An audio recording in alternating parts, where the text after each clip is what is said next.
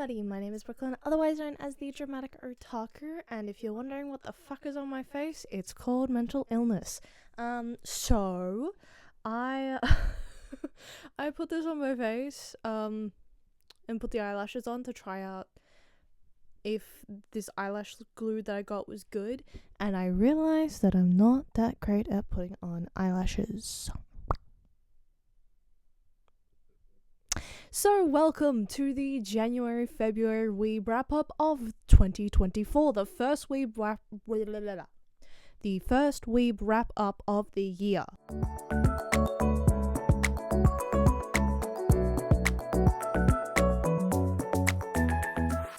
If you do not know what the Weeb wrap-up series is, this is my bi-monthly review series where I review all of the manga and anime that I have read, watched, and consumed over the last 2 months. Now, this Weeb wrap-up is the first one where my read and review series also intersects, as I read Betwixt this month, I read Betwixt in January and made an entire video dedicated just to Betwixt. So when it comes up for this volume, I will redirect you guys to that video instead. But not yet. Please watch the rest of this video first. So, with all of that being said, I should probably put on my glasses. Need to be fixed. The feeling of my eyelashes, falsies going against the glasses, very, very strange. We are going to start with January manga. So, actually this technically starts in late December, and by late December I mean like the last 2 days of December.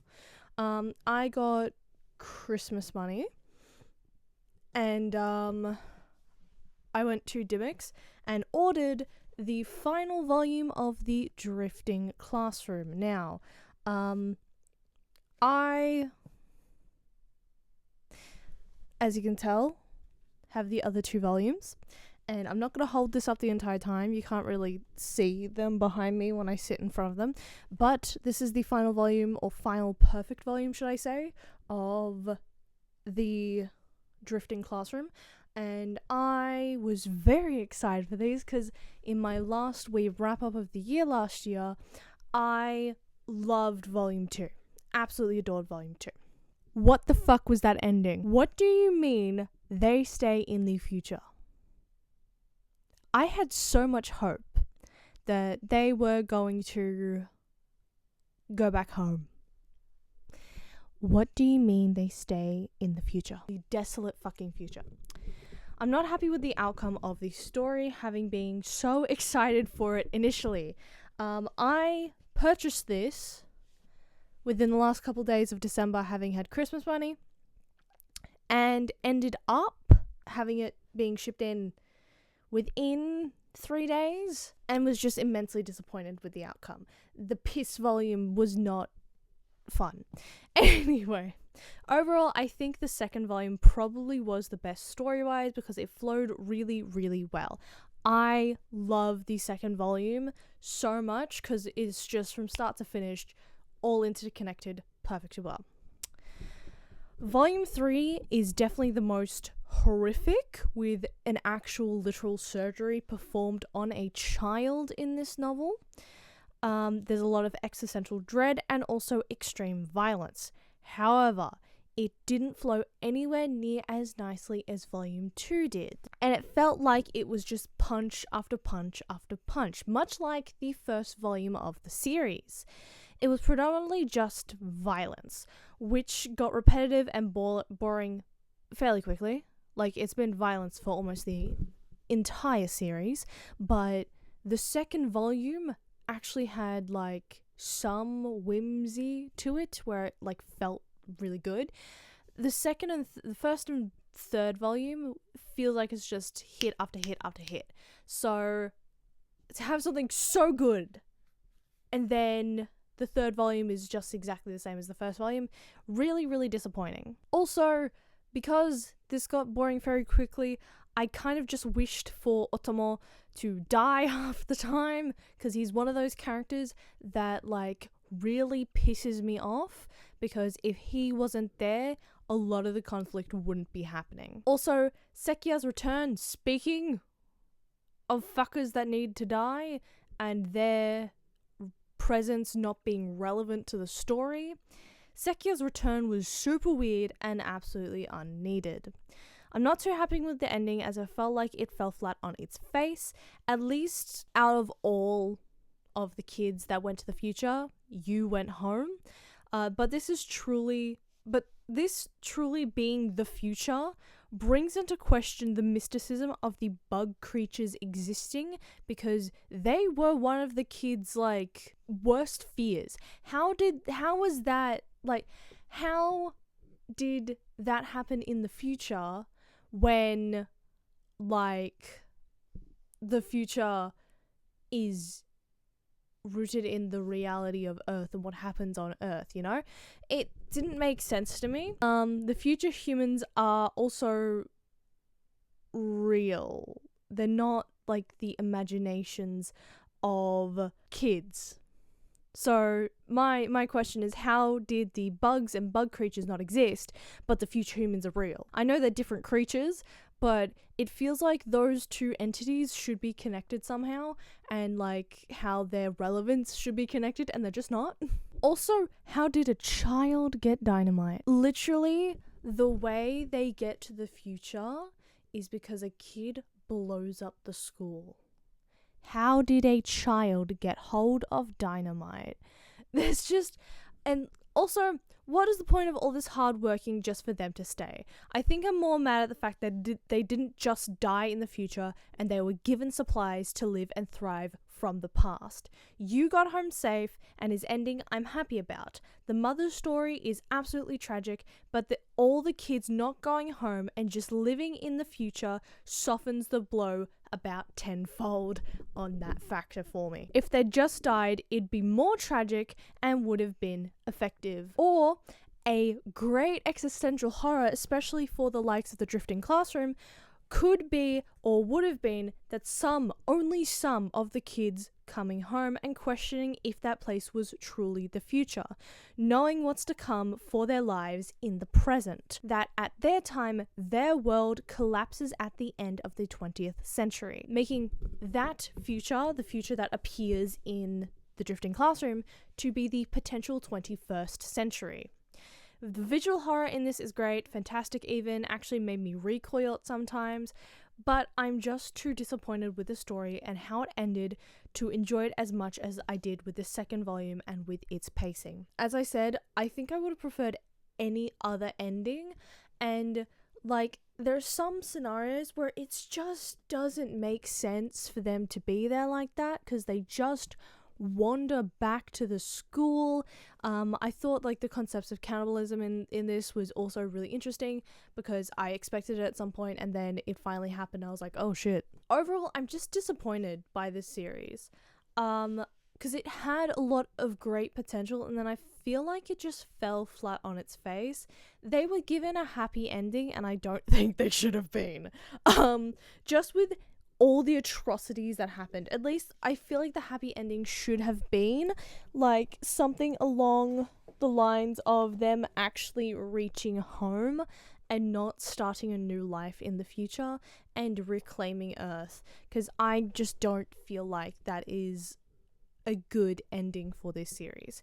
I ended up giving this a 6.5 out of 10. This was like the last 2 days of December that I read that. I think the last day of December I read that book. Not even, I think I read it the fucking Saturday. But now we actually get into my January picks. I'm actually going to start with Betwixt. I've already talked about Betwixt on my channel before. I'm not actually going to like give my opinions on Betwixt because I already have a video on it. I will just say I still can't get over the fact that this is the Japanese side and this is the English side. I really, really love that. I think it's really cool. My favorite, from most favorite to least favorite story in this series, is Shadow, followed by Kamei, Film Ephemeral, The Window, Never Left, and Mirror Mirror. I gave this one a 7 out of 10 if you want to see my actual review on it. The video is linked in the icon. Forward is Like a Butterfly. Now this, I didn't realize that this is by Sumo Shita, because this is the same person who made Shortcake. And I was very bored by Shortcake. I gave Shortcake to one of my friends because I couldn't actually get into the book whatsoever. It might have been my mental state at the time, but I just was bored when reading it. Maybe I'll get back into it one day, but Like a Butterfly surprised me, and I actually ended up picking up the 3rd volume. I had purchased these, I think, last year, and they were on my to-read list, on my to-read shelves, should I say, and something about the art style I thought was really, really cute. I've fucking damaged it, shit, but I thought it was really, really cute, so I decided to pick it up and read it. I bought this one at I bought this one at Minotaur, and I think I bought this one at Dimmicks. Like a Butterfly Volume 1. So this is from the creator Shortcake, which I already said, a story which I found really boring. I picked this up not realizing it was by the same creator, and ended up being enamored by the main character on the cover. And the cover art having a similarity to that of Io Sakisaka, my favorite romance mangaka, which we will talk about in the February section. My favorite romance mangaka, so I picked it up at Minotaur because it had been cheaper than at Dimmicks. I think that's changed now. Now for the actual story. This is so fucking cute! So fucking cute. It's basically 2 socially awkward nerds, affectionate, not literal, 2 socially awkward nerds. Our main character, Suiren, who is the beautiful girl on the cover, she is a beautiful girl swarmed by people who doesn't like talking because of the attention she gets.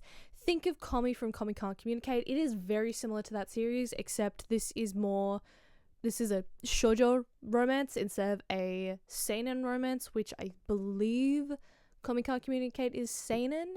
If it's not seinen, it's shonen. It's not shoujo. So I would say this is the shoujo version of Komi Can't Communicate. Granted, Suiren actually has social skills, but she gets the name Mysterious Flower, because she is like a mysterious flower on a hill too far away to touch, as by one of the characters in the book says. However, when she falls in love with the I don't know how to speak to girls, I'm so distant Kawasumi, she doesn't wish to be a flower, but a butterfly who can reach him and rest on his shoulder. But a rival in the 2nd year class appears and a romance begins. I forgot to say Suiren is a 1st year, and so is the male love interest, Kawasumi, who is this guy here. Now, I love how cute this is, from Suiren being just a very cute character to the extra uses of panels for movement, because Suiren doesn't talk a lot. Again, like Komi from Komi Can't Communicate, she doesn't speak a lot, but she does speak, and she has the social skills. She just doesn't like communicating because she gets fucking swarmed by people. I also love all the characters. There's not one character that I hate. Maybe dislike a little, but no hate to any single character, which is new for me. There's usually a character that I really fucking hate in at least one of my romance stories. In My Love Mix-Up, it's Ida. In Our Haru Ride, it was So's ex-girlfriend. I don't know if I'm mistaking the series for Love Me, Love Me Not. In Love Me, Love Me Not, I believe it is actually our main love interest, the male one, the blonde one. I didn't like him a lot. In Kaguya-sama Lovers War, I fucking hate which character? Her brother. I fucking hate her brother. There's always one character in any given romance manga that I fucking hate. Not this one. This is probably the first one where I don't hate one of the characters. There's a pretty much perfect mix of humor and cuteness. Generally a pretty stellar romance thus far, and I think of it a lot like Komi Can't Communicate, with a more feminine perspective relatively. Again, this is probably the shoujo Komi Can't Communicate. Now moving on to, my score for this was 8 out of 10. I really liked it. It was a strong stellar start. Next is volume 2 of Like a Butterfly. Took a little while to pick up the pace in this volume, but it was enjoyable enough. It was fun to see a boyish and awkward and embarrassed male love interest who isn't like suave and or super deep. I'm looking at you, Our Haru Ride, and fucking Kaguya-sama Lovers War. Shirogane tries to be suave and deep, but just a male love interest who's just embarrassed and is just, unsure of what to do, who isn't like cool.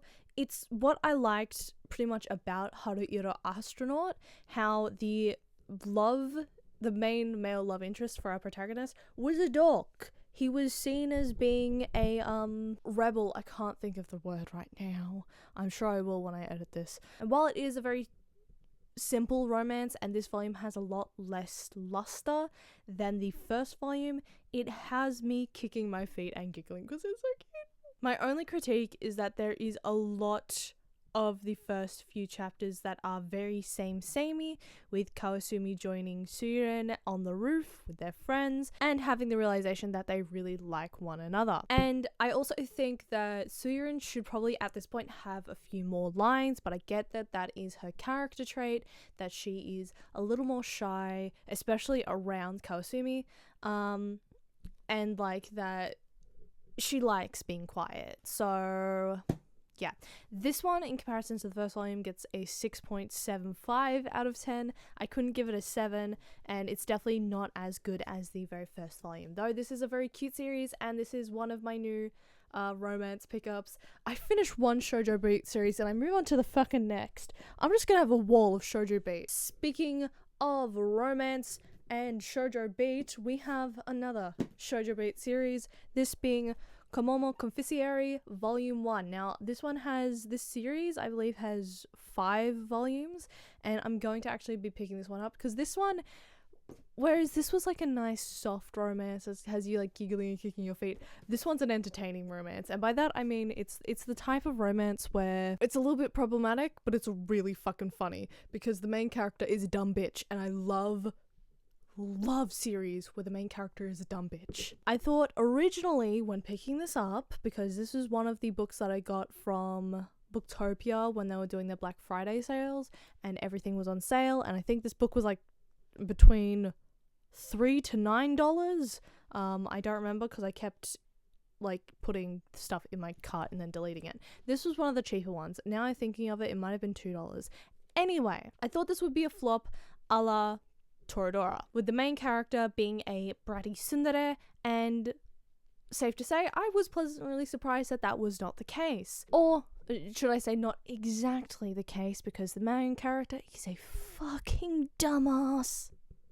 And I love it. And this works in the series' favor. Komomo is a daughter of a rich family and is very, very spoiled. She's never needed to work a day in her life.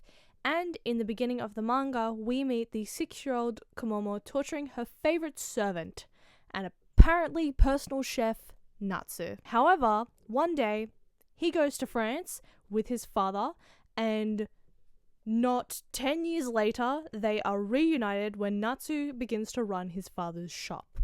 And she is left homeless as her family have become extremely poor, and for some fuck-off reason, her parents just don't take her in. Now, for the actual story itself, the trope is something that I have read before, and the character of Komomo tends to get annoying, as do bratty rich kids, and this is where I got the sort of Toradora air. However, Komomo, unlike the tsundere Toradora, she isn't a bully. She isn't mean-spirited, and she's quite literally just a stupid brat. And I really love that the series chose this character type with the really sadistic Natsu. It's really funny. It's a really funny set of tropes to have the just unsuspecting dumbass and the sadistic fucker who wants to make her pay for her past sins that she didn't even realize she was being a stupid bitch for. It's a really funny set of tropes, if not a little bit annoying, and I can see if it's not everybody's cup of tea, but I personally really like it. It's kind of like a guilty pleasure kind of book where I can see why this wouldn't be super popular with people, but I love the messiness of it, and that's why I kind of like this series. At least that's what I think for the first volume. If it turns out to be really shit, because there is one scene in this where it's really, really iffy, because there's a scene where Uncle says he's going to marry Komomo, because, you know, rich people shit. I'm really hoping there's not a huge drama there, but there's going to be. It's cute, but most of all, really funny. The thing that I'm hoping is that they don't pull the arranged marriage trope for Komomo, because it's looking they are setting that up. But with only 5 volumes, I am very interested into where this does go. I have a feeling this is going to be very similar to Yuri Espa in that, like, arranged marriage trope, but I am very excited to see where this goes. I will be picking up this series. I really think this is funny, but I can also see that this really can be, like, divisive on if people really like it or if they really hate it. So I reckon I'm in the camp of I really like it, but with the potential of it's going very south. Like with Idle Dreams. This is one of, like, my messy manga that I'm gonna pick up. Again, like Idle Dreams. I gave Komomo Kofisari about a 7 out of 10. I thought it was really fun, I thought it was really funny, and it's very entertaining. We move away from romance for a teeny tiny little bit to talk about Goodbye Eri. So I picked this up a little while ago, and I obviously really like Tatsuki Fujimoto. I obviously really like Chainsaw Man. I've talked about Chainsaw Man before. I haven't talked about Chainsaw Man in a while. Maybe it's about time I talk about Chainsaw Man again. But I obviously collected short stories, and Goodbye Eri was on the list. I was a little worried with how thick it is, how long the story would be, but where it has a lot of thickness, it does not have a lot of dialogue. So I watched this on the train on a hot day. Goodbye Eri is the story of our protagonist shot through his camera. The story follows 3 different arcs: his mother's death, and the film Explosion Death Mum, or Explosion Dead Mum, which is just an interesting title for a fucking film. The slow death of Eri, a girl who loved his movie when everyone else didn't, and the final arc after Eri. All of this, all 3 arcs, being told from an unreliable narrator. When I originally bought the book, there'd been a video I'd seen on TikTok about if you cut up all the blurred panels and put them in order, you can watch the movie that was being made. I think that exercise is absolutely fucking redundant, because the blurred panels aren't TV static, it's motion blur, because the guy is holding the camera, not with any stabilizers shit, he's literally holding his phone the entire time, so a lot of blur is understandable. It's not TV static, it's not like a CRT screen, it's literally just motion blur. It's the blur that occurs when your camera is not steady. He is constantly holding up his camera, and it only becomes more stable as the story continues, as he gets older and understands how to hold a camera better. I really love the inception of all the films within each other, and the concept of how our protagonist is an unreliable narrator, because as the story goes, he's actually editing the story. The first film we see is completely edited, and we find out his mother is actually a bad person. He's editing and has edited the story, so we don't see the full picture until the actual person is dead. I also love the Fujimoto twist of the first movie being how the actual book plays out. It's always like Fujimoto to have a really heartfelt story and then end it with a big fuck you at the end. Especially a big fuck you to the conventions of a classic sad romance. Also, this love interest a bit demanding. Just a little bit. Overall, the actual story itself is enjoyable and I would recommend it. It's mostly imagery, so it's actually a very easy read. But don't let the size intimidate you. It's about a 15 to 30 minute read at max. And generally, I really did like it, but not as much as I liked the likes of, say, Look Back or 2226. I gave this one a 6.5 out of 10. I think it gets a little more hyped up than what it is worth. I think Look Back is probably the better of Fujimoto's, like, long form short stories, or one shots should I say. I think there's one shot that I need to read and I don't know what one it is. I have to do a little look at it, but we move on back into the romance section. Onto our last book of January, this being Watakoi, Love is Hard for an Otaku Volume 2. While I am still iffy on the chapter structure being split up, especially when parts end on a cliffhanger, only for the scenes to finish after a whole chapter has split up these two scenes, leaving one chapter to span for almost the entire volume with other full chapters between, I ended up really liking this volume, and there's just something about me loving side characters that really makes itself evident in this novel, because Ko is so fucking cute. I love her so much. I don't know how, but in the first volume, I was just convinced Nao was gay. Maybe it's because, what's it called? Maybe it's because Narumi is, a massive fucking fujoshi, but I was convinced Nao was gay, and to see that he has a female love interest just throws that theory out the window for me, but just, I don't fucking know. But Ko and Nao is such a cute ship. I love it so fucking much. And Ko in general is just such a cute character. And the last chapter of her and Nao ending in a cliffhanger? Evil! I need the third volume. I have the fourth volume. I didn't pick up the third volume. Knew it was gonna bite me in the ass, and look what it's done. Bite me in the ass. I now need the third volume, and I can't buy manga for another month. Genuinely, I really love this volume. Was much more comprehensible than the first volume, I guess, because I sort of understood, that Watakoi was gonna do the splitting up chapters thing. So my brain was, more used to it, but it still confused the fuck out of me. And I didn't necessarily feel like I was being thrown around half the time when it came to this volume. I decided to give this one an 8 out of 10. I really, really enjoyed it, and surprisingly enjoyed it a lot more than the first actual volume. So let's move into January anime. Okay, so I know I named my last We Wrap Up Ghibli Aplenty, but this is the one where I watched so many fucking Ghibli videos. I think all of my anime for this month was Ghibli. And I know I kind of spoiled it with that Ghibli tier list that I did at the start of February, but I need to talk about these films, and we're starting with Tales of Earthsea because I went in.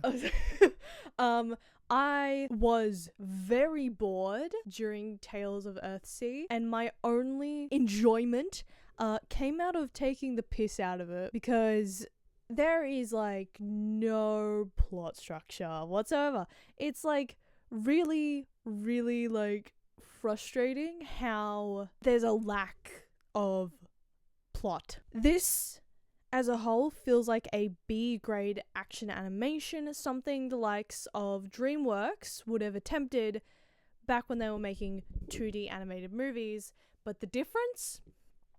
Those movies were interesting and engaging, and even if I didn't care about the plot or the topic of the movie, I still watched the fuck out of those. Those movies were interesting and good. This in all avenues of the world did not feel like a Ghibli movie, and just feels like a rip-off of the Ghibli art style. Sure, it's clean, but it's a little too clean. When I said in my Boy and the Heron review, the mix of 2D and 3D animation with that distinct watercolored background style of Ghibli was really done well, especially with the digitally drawn animation and how it all blended easily together was really nice and very impressive. I had the bar fucking set for me, because that was a 2023 film, and other Ghibli directors like Isao Takahata had their own distinct style that also fit very well under the Ghibli name. This felt like a rip-off of any Ghibli film. Such as, if you watch Cobb transforming into the goop creature, it was very reminiscent of No Face. eerily reminiscent of No Face. Now, plot-wise, the first 30 minutes, I didn't know what the fuck was happening. Maybe even the first 40 to 50 minutes. It feels like we're just moving from place to place with no rhyme or reason. Literally, my biggest questions were, one, what is Aaron's motivation, and what is Teru's motivation? For example, in other films, it's very easy to tell. In Whisper of a Heart, Suzuku's motivation is finding Seiji Amazawa and trying to live life like a fairy tale. Her goal is pursuing Seiji in pretty much every sense of the word. When Mani was there, Anne's goal was to find the house. She's depressed and wants to be left alone, finding solace in the house because it connects her to Mani, who she loves because she's gay. Boy and the Heron, his motivation is the death of his mother, his grief, and adjusting to the change of losing a parent. Ponyo wants to be with Sosuke. Chihiro wants her parents back. Kiki is trying to start her life as a witch, grave the fireflies, surviving the war, and taking care of each other. Princess Mononoke is protecting the fucking forest. The fuckers in Castle in the Sky want to find the castle in the fucking sky.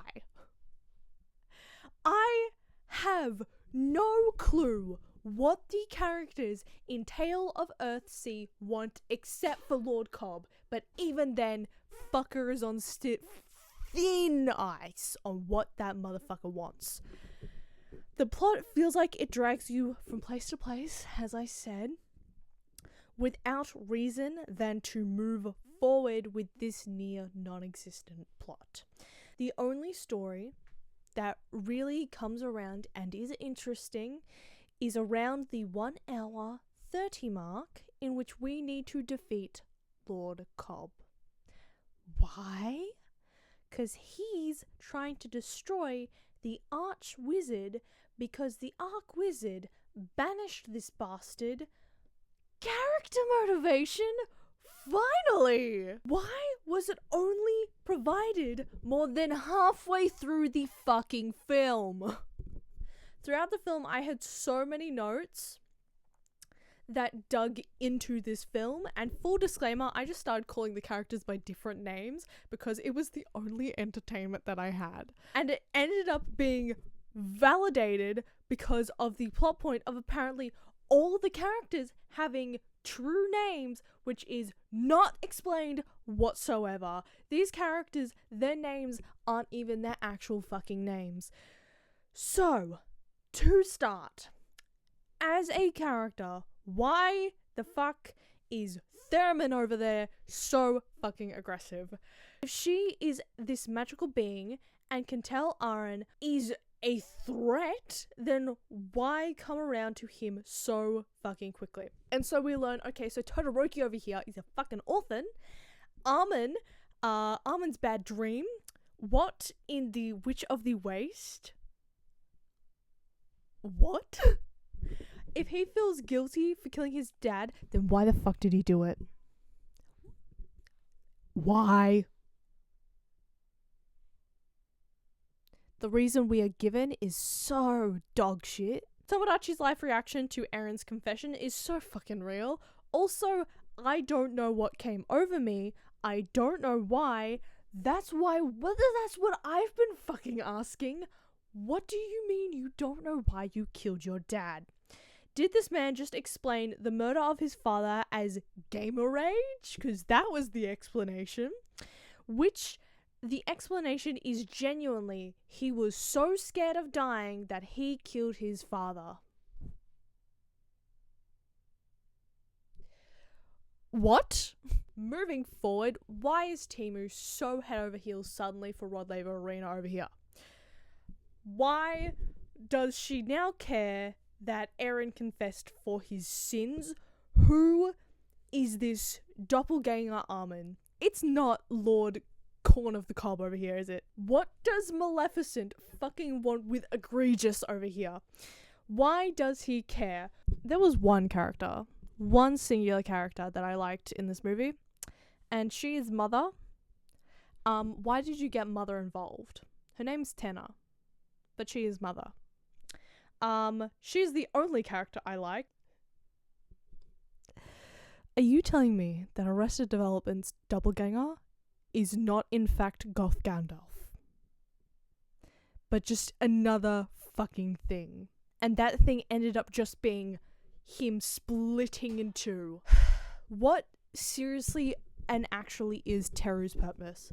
Like, Aaron is such a loser character. Something about the sound design of the English dub is really off for some reason as well. Also, Teru can just run to the castle, but it takes all of the other characters multiple long horse rides, and I get it, she's actually a dragon, so that doesn't matter. Spoiler alert. But, like, takes everyone else long horse travel to get to the castle, but not her. She can just run. And this is before we find out she's a fucking dragon. Also, these aren't horses! I don't know what these are, but they're not fucking horses. The only plot going on happens within the last 20 minutes max. And that is being generous. In this film, there are things that I did like. For example, the old ladies are funny as hell. For being only in about one scene, this one scene would have been such a great comedy film. This is why I get the vibe of like the 1990s to early 2000s action adventure animation film. Think of like The Quest for Camelot, something like that. That's the vibe that I think it tried to attempt and reached with the old ladies, but fell flat on its face for every single other fucking thing. Also, Cobweb over here is a little ASMR baddie. Can I please just have 2 hours of Cape Cod speaking? Just speaking. Because I genuinely replayed like the scenes of him speaking more than once. Also, yes, I did find out his voice actor was Willem Dafoe. Can I please have Willem Dafoe ASMR? I would very much appreciate it. This film was not good. It just was not good. It had potential, but dragged its characters from place to place and then to the next place. For fuck's sake, why was Teru a dragon in the first place? What is the point of True Names? It had some enjoyable parts, but this film was not for me. This gets a 4 out of 10. If my notes did not make any coherent sense, that's because this film did not make any coherent sense. Next, we move on to the next Ghibli film, which I have just had a little look, and literally all of my anime for this is Ghibli films. So, because I was finishing off the filmography, I kept saying discography in that Ghibli tier list video. Filmography. So, we move on to Ocean Waves. I am clearly not the target audience for this film. Or rather, I am not the target audience for Ghibli films that are pretty much purely slice of life with no whimsical element. Ocean Waves is very boring. Like, incredibly boring. I think that Rikako is a bitch. I don't understand how anyone likes her and don't understand the romance. I like the queer undertones, but I think I only see that because of this video, which if you haven't seen it before, I would highly recommend it. It will be in the iCard and description down below. Watch it after the rest of this video, please. The soundtrack is honestly wonderful and very cheerful, and I like the character design as well as the landscaped visuals, especially in the city, as well as the fashion of the film, I think is something to put into your style diary. But this film just wasn't it for me. I don't like how the characters are all fawn over Rikako for some reason. Sure, she's been put in a shit scenario and is acting impulsively because of that, and on extension because of that, her female classmates really do not like her, but she doesn't do anything particularly at all redeeming. I don't think I even realized she was acting impulsively because of her situation until writing this fucking review specifically, because it is just an implicit factor for this film. I honestly think I would have liked this film more if it had ended on the pier. Again, I'm not the audience for this film. Even more like explicit romances from Ghibli, I tend to be left scratching my head, but they have more than one redeeming quality that make the film more enjoyable outside of being a romance.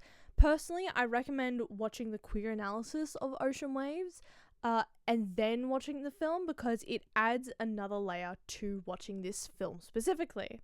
But I will say and will admit that that specific factor may have been my undoing in understanding the character motivations for some characters as well. Overall, this film also gets a 4 out of 10. Art-wise, it's fantastic and beautiful, but not so enjoyable story-wise. I really fucking hate Rikiko, because she's just a bitch to me and doesn't have any redeeming qualities, and she's redeemed in the end, which is really frustrating. Now let's move on to a much more enjoyable Ghibli film from Up on Poppy Hill. If I had $1 for every time Studio Ghibli made a potential romantic pairing in their films incestual, I would have $2, which isn't a lot, but it's fucking weird it happened twice. From Up on Poppy Hill, I thought would center the whimsical nature of the Latin Quarter clubhouse. Instead, that entire scenario that was advertised to me when I kept clicking on the film instead was a B plot to the main plot of Umi and Shun and their specific love story. Then going into horror, as they could potentially be related, only to find out that at the end of the film, they're not in fact related. Shun just eerily looks like Umi's father, which I feel says a lot about Umi, but yeah, this film was so fucking weird because I was cheering these two on in the first half of the film, and then Shun drops the bombshell that they could be related, and it becomes really fucking awkward. Because how do you recover from that? I physically could not relax for 20 minutes minimum of this film, and the ending was like, haha, JK, we're not actually related. No, because what was that? Why was that needed? And it was such a cute romance before you dropped that fucking bombshell. You could have made it all whimsical and fun about the fucking Latin Quarter clubhouse. And you made them potentially related. Why did we need the potential incest plot? Really, I'm actually so fucking mixed on this film. This feels like the whole of Brave. This feels like the Brave scenario where it was a really good story about a mother and her daughter and breaking down stereotypes and roles about their lives and misogyny and shit. And then you added the fucking bear, and then the mum turns into the bear. This was a good story and a cute romance between classmates and getting involved within the Latin Quarter clubhouse and birthing new holding on to the old and birthing new and stuff like that. And then you added the incest plot. Why? Actually, fucking why? It had good potential, and then you fuck it up with the I think your dad is my dad plot. And what's really sad is that this is one of the better Goro Miyazaki films. This gets a 6 out of 10. It would have gotten an 8 if you didn't have that extra plot line. Bro, oh my god. Next, we have probably the most controversial Studio Ghibli film, Earwig and the Witch. Now, I might be going against the grain on this opinion, but I liked Earwig and the Witch. Do I think more could have been done? Yes. Do I think this would benefit more as a TV show? Yes. And would I like this to be 2D animation? Yes, of course. I actually had some moments where I could visualize what this movie would look like in the 2D art style, but thought it was still whimsical and fun, but it felt like the pilot to a TV show. There was way too much exposition, and the action was really crammed into the end of the film. A lot of the film was in the same spot and was similar dialogue and actions, which could be considered lazy on the film's part. But I liked Ewig decently enough as a character. But I felt like we were watching the filler to two main plot points. I felt like the mother could have been brought in a lot sooner, and like there could have been more done. But I wasn't necessarily disappointed with what we got, maybe because my expectations were essentially on the floor for this film. Because it's exposed, it's been talked about multiple times as being the worst Ghibli film of all time. But for the pure fun of it, I liked the film a lot. Yes, Ewig could get annoying, she's a brat, she doesn't necessarily deserve anything in the film, but there are plenty of other Ghibli kids who do the exact same, and because Ewig is a brat, all of her actions make perfect sense. Honestly, if this had been turned into a full-length TV series, I think I would have watched it, because I honestly love that part about Ewig. It could have been nostalgic, but for what we got, I don't mind it all too much. I personally gave this a 5.5 out of 10. I ranked it slightly lower than From Up on Poppy Hill, just because I do think From Up on Poppy Hill was executed better, but Ewig and the Witch I did still enjoy about the same amount. So my camera died, so I couldn't record in that area anymore, but I don't want to have to get back into my garb to do the rest of January anime because I've only got 2 more movies to talk about. The Wind Rises. Artistically, conceptually, I get it. I like it. It's meant to be mostly biographical film, to an extent like historical fiction, and I do love the sound design of the film as well as the visual and art style of the film, but with the blurring of time and the fact that the first time we see the love interest, she is a child, is really off-putting. She's maybe in her early to mid-teens, but the thing is, we know what Ghibli kids look like versus teenagers and young adults, and Naoko to me seemed like she was in the younger category. Early teen at max.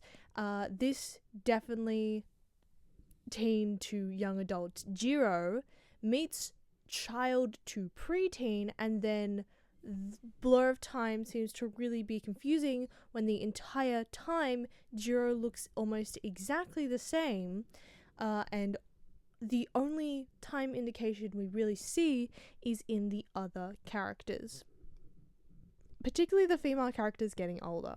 Sound design wise, I liked it. Artistically was fantastic, especially in the earthquake scene, but in any other category other than artistic, it was definitely off. It was at some points too quiet, there were sounds missing, and it was first noticeable when Jiro falls over and there's no thud, no grass rustling, which is like a staple sound for Ghibli. Now, you would notice I'm not talking about the actual story, and that would be because I was very bored of this film. It was like a 2-hour film, and it took me 2-hour-long sittings to watch this film. I clocked out of it pretty much half the time, where Ewig had too little settings. The Wind Rises has many and no clear time transitions. I will admit I was very involved in the romance, as unlike other Ghibli romances, this one felt organic and not ruined by a fucking potential incest plot.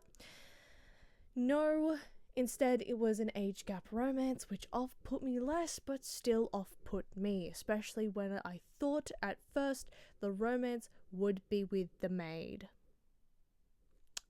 Generally, I'm very conflicted with this film because I can see how it's a good film.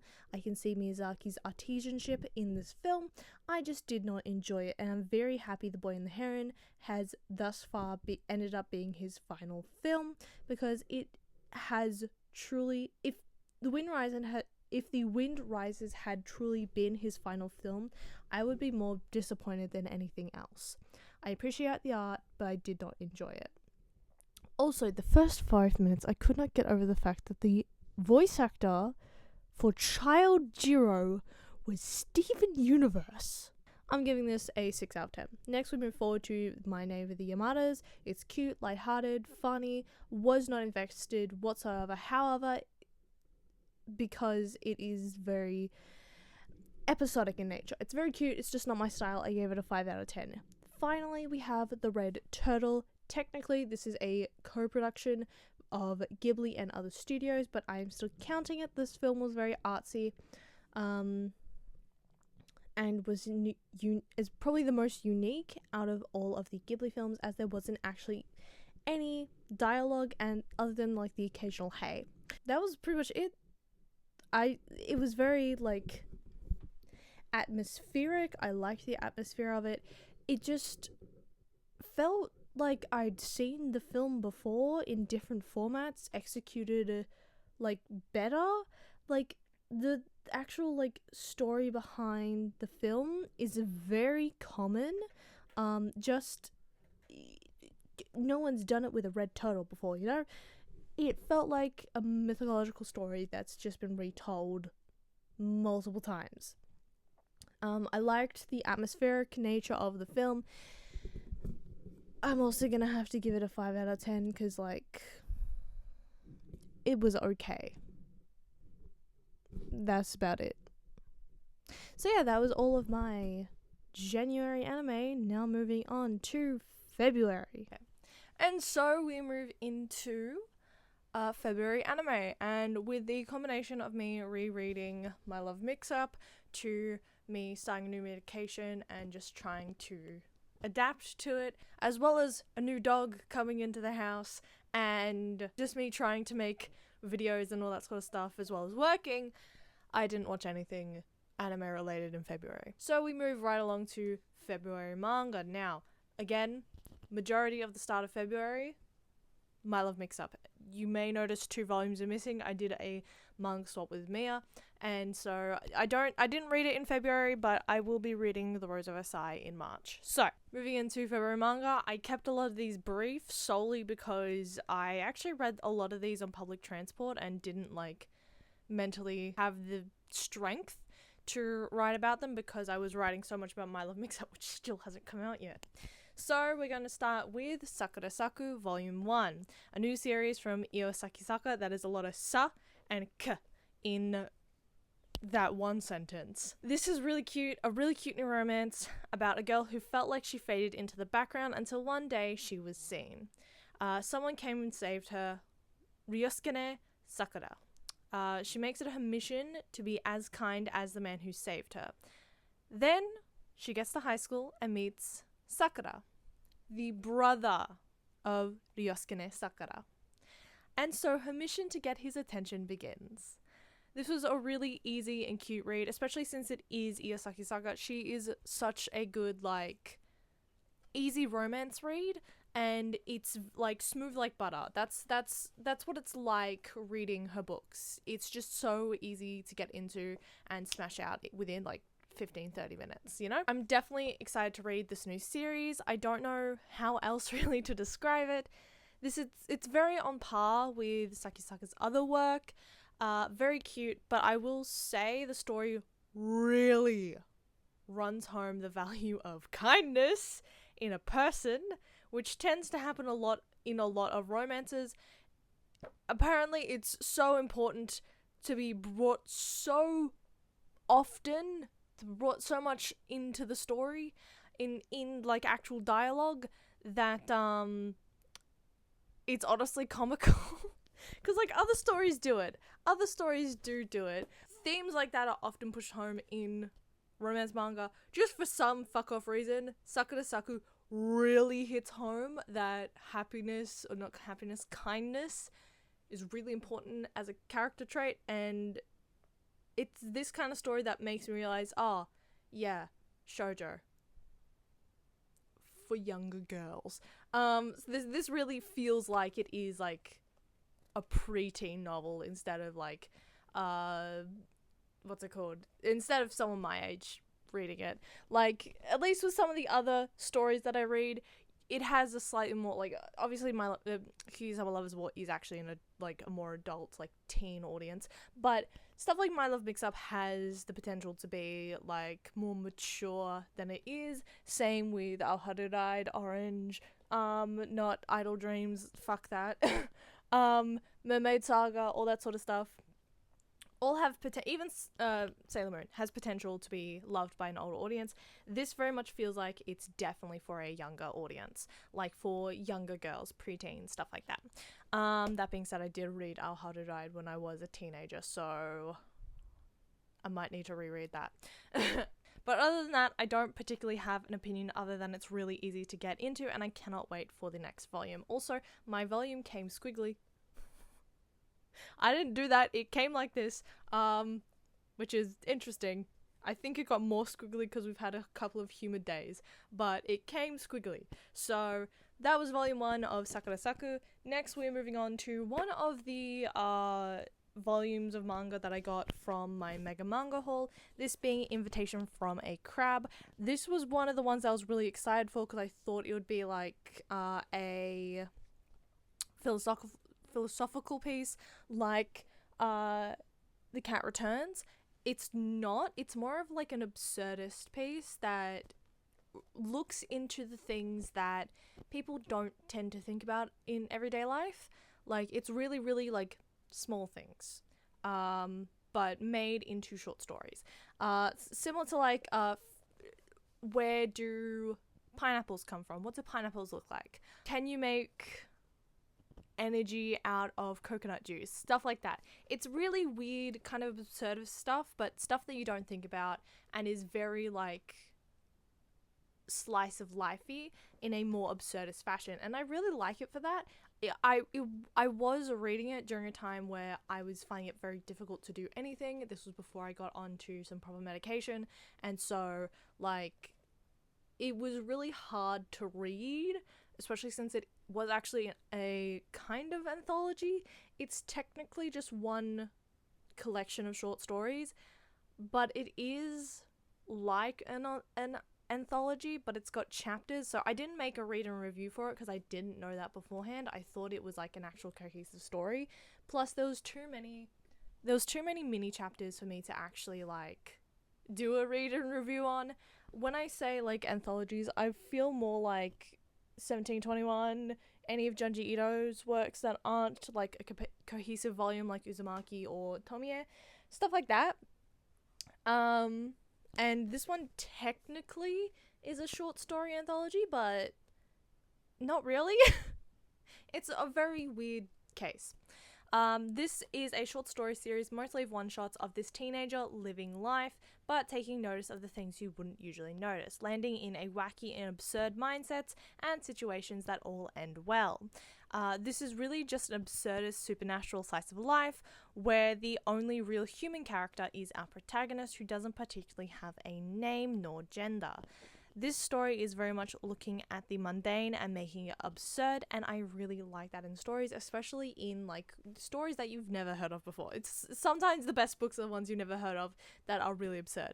I will admit I was not too focused on what was going on because I couldn't focus.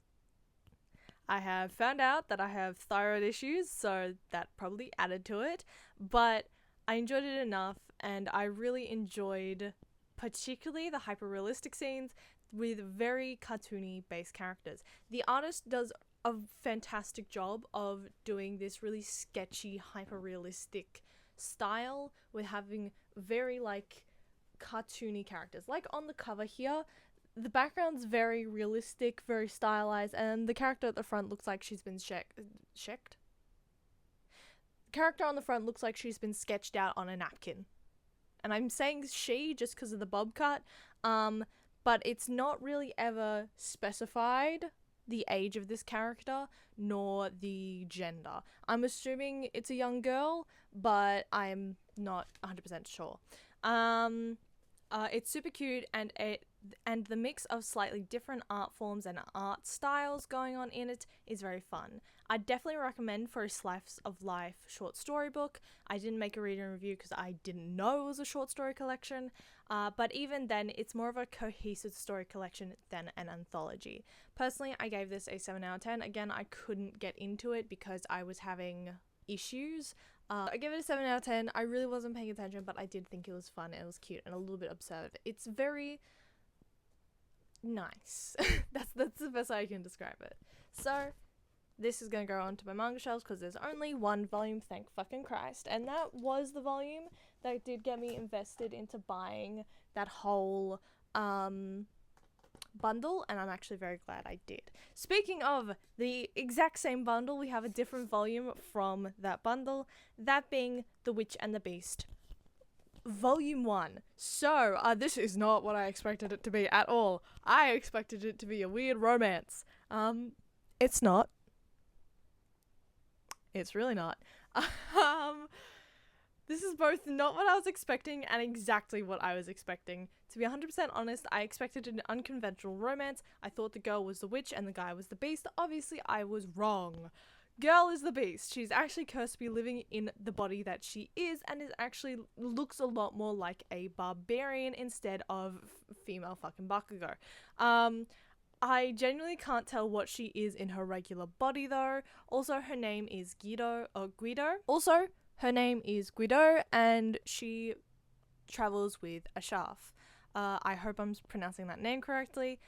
A mage, not a witch. And is forced to work for the magical resistance, who work with and for magic, and another sentence that I don't remember. They're trying to find a witch who cursed Guido and undo the curse so that she can return to her body, but until she can, she's stuck in the body of a young woman. Based on the fact that her name is Guido, I would assume in her actual body she's a male barbarian, and has been cursed to take the form of a teenage girl. I think. I don't know. But that's just an assumption. Do I think there could be a potential romance still? Yes. However, minor. As with the first rule of How to Break the Curse being true love's kiss, I can only assume that is going to be the end game for this series. But I feel it would be platonic instead of romantic, mayhaps. And seeing this style of the novel, it's not gonna 100% be the case, but it feels like it would be the case in this sense. It just seems like it'd go that way with a tragic twist of events. It just seems like it'd go that way in a tragic twist of events. Maybe the original witch dies and a Shaf or another character is seriously injured, and Guido takes more care of that than getting her own body back, but it's unlikely. But it is still a possibility. I've read so much romance and so many series like this where it could potentially happen. The actual pacing is interesting, and the mangaka set up the dynamic of the story really well within the first 2 chapters. And based on the last chapter, I do want to read more. My only fear is the continued monotony of the series as it progresses. And like it ends up being the same result for each case, with either major loss of character to a later introduced third character, or perhaps a serious injury to most likely a Shaf, rendering him useless for a couple of chapters. In the end, I liked it enough. I do think the series will follow that prior formula. And when reading, I found there was a lot of visual mess or visual overstimulation, especially in the action scenes, with so many impact and action frames in the first chapter alone. But it makes up for us with the character design, because I absolutely love Guido's cursed form, and the character of Ashaf. He has like really pretty eyes.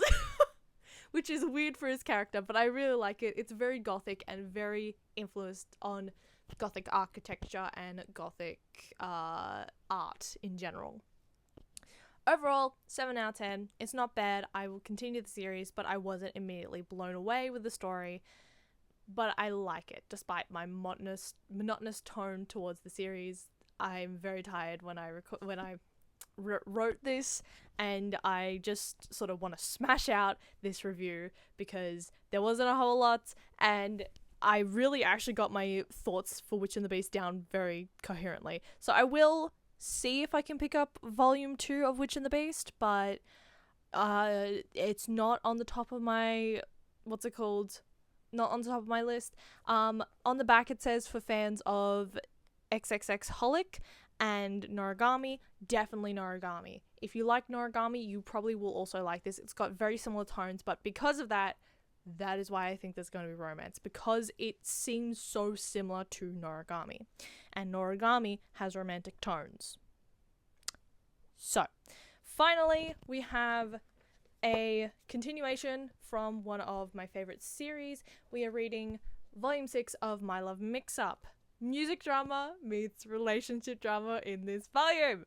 This was so good for the drama of the series, with Yori being jealous of Himari being around other women. A little possessive, not gonna lie, but also she loves Himari.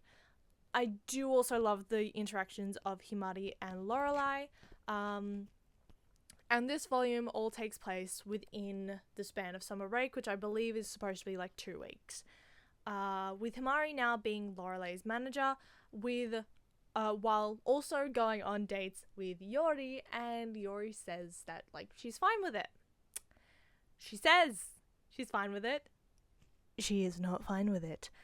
And this reflects on any romantic moments that they have, and they try and have until the last chapter, where they are at the summer festival and share a proper kiss. I love it so much. It's so cute, and the kiss is absolutely gorgeous, with the actual impact frame being fantastic. I do hate that when they do a double page spread for kisses, they tend to do it like, hold on, where is the frame?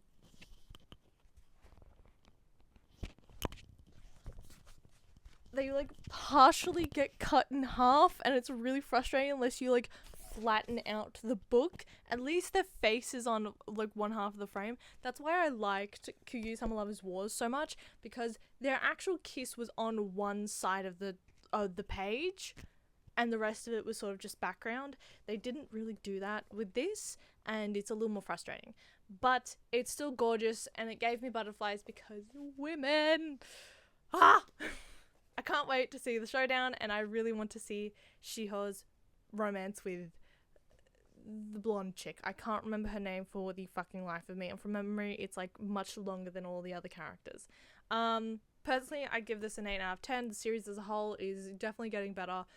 From the slow start that it originally had to now. I love it, I love it, I love it, and I cannot wait until the next volume. That being said, that is all the manga and that I have watched and read in February of 2024. Much manga. Picking up really from where we left off last month, which was February, we have Like a Butterfly, Volume 3. So I'm progressively starting to like the rival less.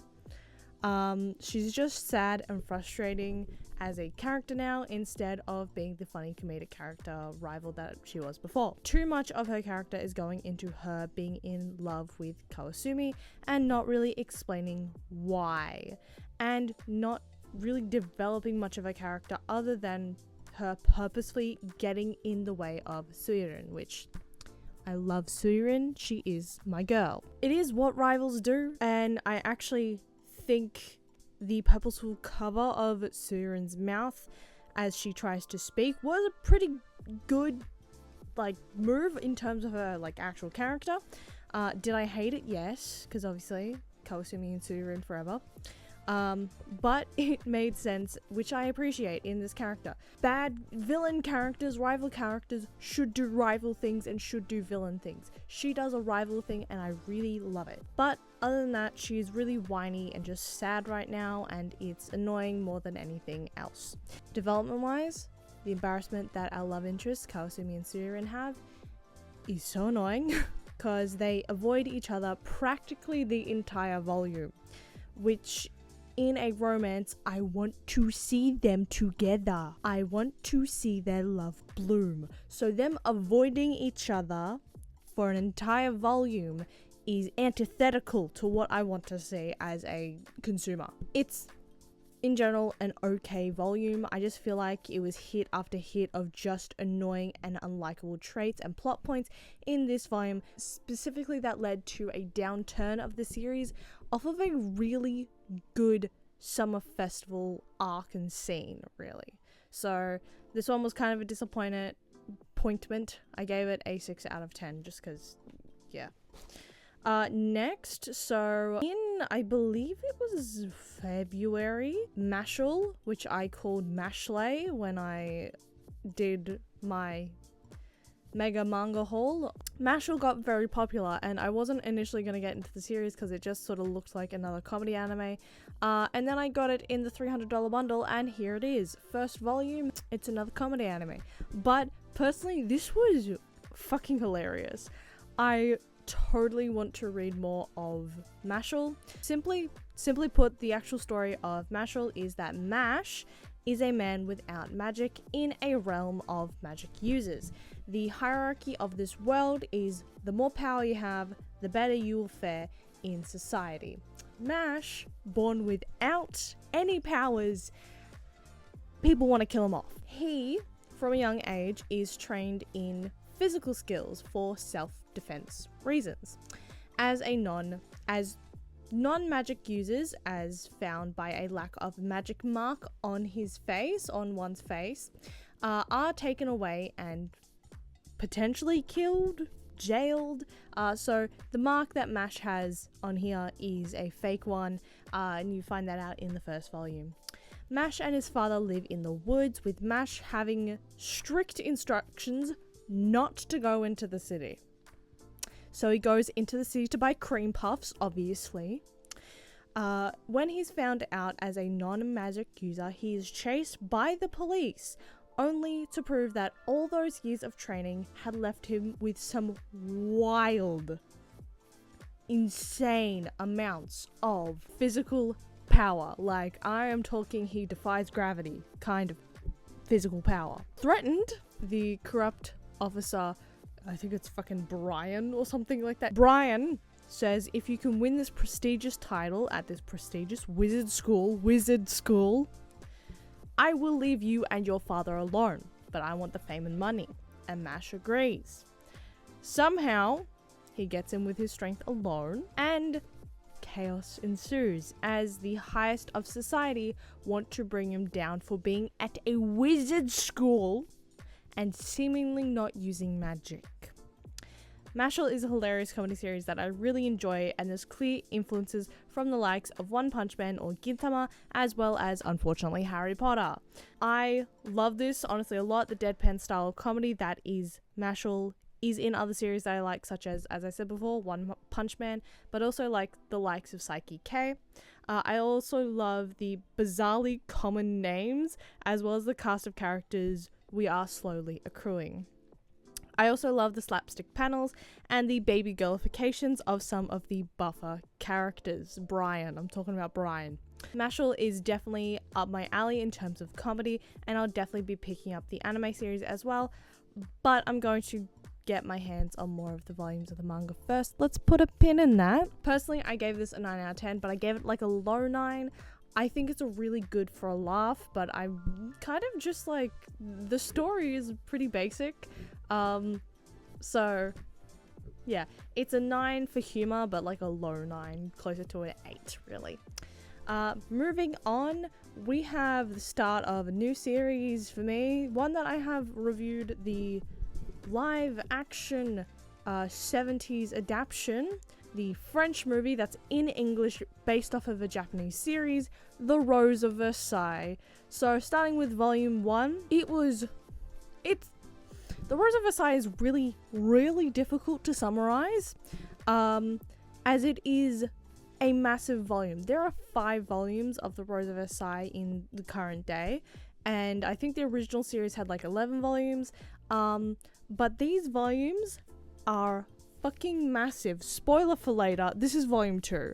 I borrowed these from friend Mia, and I am now starting my own collection. And the thing with The Rose of Versailles, it's a massive story that spans multiple points of view. The main 3 characters get switched between continuously, and as the series continues, it only really has 2 main characters, Lady Oscar, Marie Antoinette. But we basically, in the first volume, follow Marie Antoinette and Oscar de Jage. Their names have been wildly shrunken, just so you guys can vaguely know their names, and their lives from the ages of 15 to 22-ish, at least in the first volume, focusing on, with the first main part of volume 1, focusing on Marie Antoinette's perspective, how she came to be the Queen of France, and how she fell into public distaste. As you guys know, I talked about the live action movie during December, one of which follows Oscar specifically. The movie is called Lady Oscar, which is why I said Lady Oscar instead of Oscar de Jage before. So I was a little taken aback when we mainly focused on Marie Antoinette for the first 10 to 15 chapters of a 22 chapter novel. We also do have more of a focus on characters such as Rosalie, Jeanne, and understanding more so on Fersen and Oscar's feelings. I will say it's very difficult to get into because it's a lot of information at once, especially with the narrative tone of the series being very clear, I guess is the best way I can describe it. Very posh, because they're talking about monarchical France, bourgeoisie France. I found the series sort of picked up more around the 10 chapter mark when they're not bombarding you with information. In general, for the entire first volume, my favorite character honestly has to be Rosalie and Oscar. Oscar was given much more of a boyish type personality, which I love and makes more sense to Oscar's character, and Rosalie's story is just fucking tragic. She lost 3 people she knows to a fucking monarch in a carriage. She can't win. 2 people fucking murdered. One of them just takes her sister. The other 2 dead. Overall, I really like the series. It itches the scratch of fashion, French aristocracy, and history that I really honestly love reading about every sort of couple of years. Next, I haven't pulled out this volume because it's sitting on my shelf and I can't be fucked at the moment. Otaku Elf. I gave The Rose of Versailles an 8 out of 10. Otaku Elf. So this was an okay slice of life series, but I do not see myself continuing the series whatsoever. It's just not a series that appeals to me. It is, as it says, it's an elf who is an otaku. You'd think I'd be into that seeing the name of my goddamn channel, but no. It's an elf who's an otaku. She's a deity of a shrine in modern Tsukushima, and has been around since the Edo era, where for the story we follow Koito, and who is her new Miko, and how Koito has to deal with Elda the elf. It's a lot more one-shots around Elda essentially being a hikikomori, and a massive otaku, which doesn't particularly appeal to me, so I will be dropping the series. I personally gave volume 1 a 5 out of 10. Apparently also there's an anime for Otaku Elf.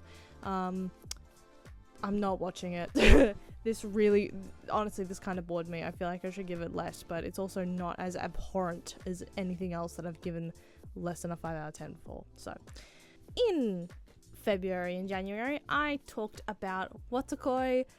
Love is hard for an otaku, as you can see. This is volumes 3 through 6, which is the last volumes of the series. So how did this happen? So I had volumes 1 and 2 and volume 4, because they were all on sale, so I got them in a bundle, I think in like December. I went to go buy volume 3 as a little treat because I really wanted to continue the series, because volume 2 left on a cliffhanger for Ko and Now. So I went to buy volume 3.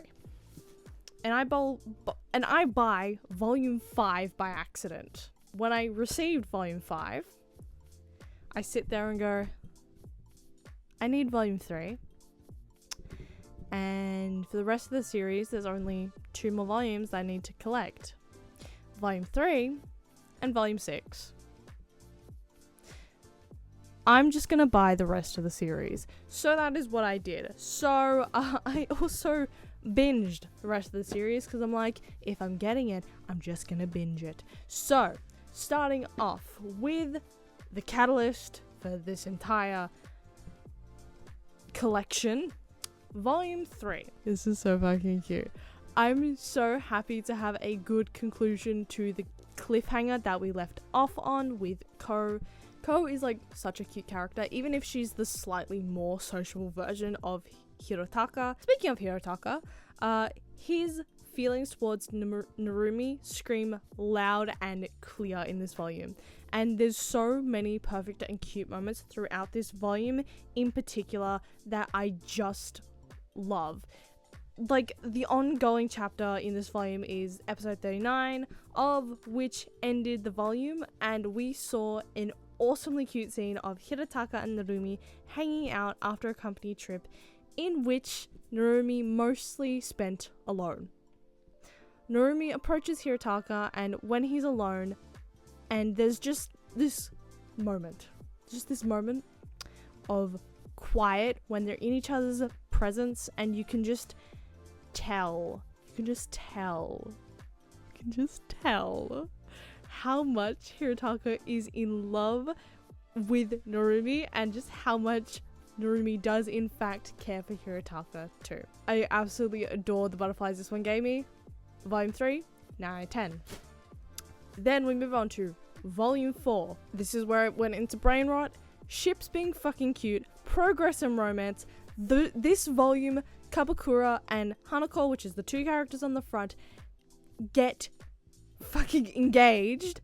Naoya, that's his full name, Naoya is starting to figure out he likes Ko, and we get a cute Hirotaka and Narumi moment together.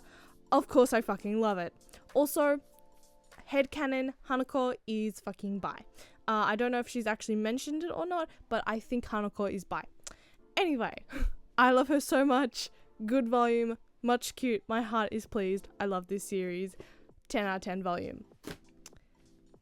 Moving on. Volume 5. Cute. Ko and Nao are together. I love it. Kabakura and Hanako get fucking married. And there's just cute married life and college romance pining. Plus some Hirotaka and Narumi cuteness as well, but with the character arcs coming close for Kabakura, Hanako, Ko, and Nao, that leaves some romantic development between Narumi and Hirotaka. Specifically in the final moment. Also love that the volume art often reflects who the volume is mostly about. Even the mid panel, I honestly love it so much, and that is true. The front art usually reflects what characters are being focused on in the specific volume. I think volume 1 was obviously Hirotaka and Narumi. Volume 2, I believe, was Kabakura and Hanako. Volume 3 was obviously Ko and Nao. 4, Kabakura and Hanako, Ko and Nao. And that leaves me onto the final volume, Volume 6. First of all, Volume 5 got a 9 out of 10. Volume 6, so fucking cute. I will say, there not being a proper epilogue makes me a little sad, but it was very cute. I love the drama between Hirotaka and Narumi, and I love the cute beginning to Ko and Nao's relationship, and I can't get over that Hana ends up being pregnant. This is so cute. Oh my god. I love it so much. Overall, the series gets a solid 9 out of 10. There were parts that were still a little confusing or disappointing, but I didn't have the heart to give this less than a 9. I honestly really love Watakoi, and I will be picking up the anime for it. And from one cute romance to another, we finally move on to the fucking massive volume that I was flashing before I have to return it tomorrow. This being the Rose of Versailles Volume 2. This is heavy as shit. There are 3 more volumes. And this volume is a majority of what the Lady Oscar film is. So I don't know what's gonna happen in the next 3 fucking volumes. And I'm scared. Volume 2 specifically is where the Lady Oscar film takes a lot of plot points from. Rosalie is still a very much loved character of mine, despite the fact that she is kind of just useless and is there and is dragged along by the plot a lot. I do still love her. I was happy to see her married off to Bernard, and we still get the weird sexual assault from Andre that happens in the series. It's worse in the book. It is worse in the book than it is in the movie. I had a lot of discomfort with how Andre confessed his love to Oscar in the movie. Worse in the book. Absolutely worse in the book. Anyway, but to have earlier hints that Andre is in love with Oscar is progress, because it isn't just jumped upon. Now, we jump a few years in Volume 2 as Marie Antoinette has 3 children. First one goes to fight in the American fight for independence and comes back in the same volume, only to become Marie Antoinette's lover, and Oscar is starting to understand the people of France and how they are living, purposely demoting herself to a much lower guard, and thus the scene in which her guardsmen disrespect her. I didn't understand that in the original. I didn't understand that in the Lady Oscar film. Now I do. Personally, at this point in the story, I'm getting stale of Marie Antoinette, as her storyline feels like punch after punch of just drama. Like, why is she now just listening to Fersen when like 3 other people were telling her not to do this shit years ago? It's too little too late, babes. So personally, very annoying. I love Oscar in this volume, from her going to the dance in this absolutely gorgeous gown as a woman, so pretty, to her then being so offended when she's called a lesbian and is inferred to be Marie Antoinette's lesbian lover. She's like, what do you mean? Lesbian? Me? Gorgeous.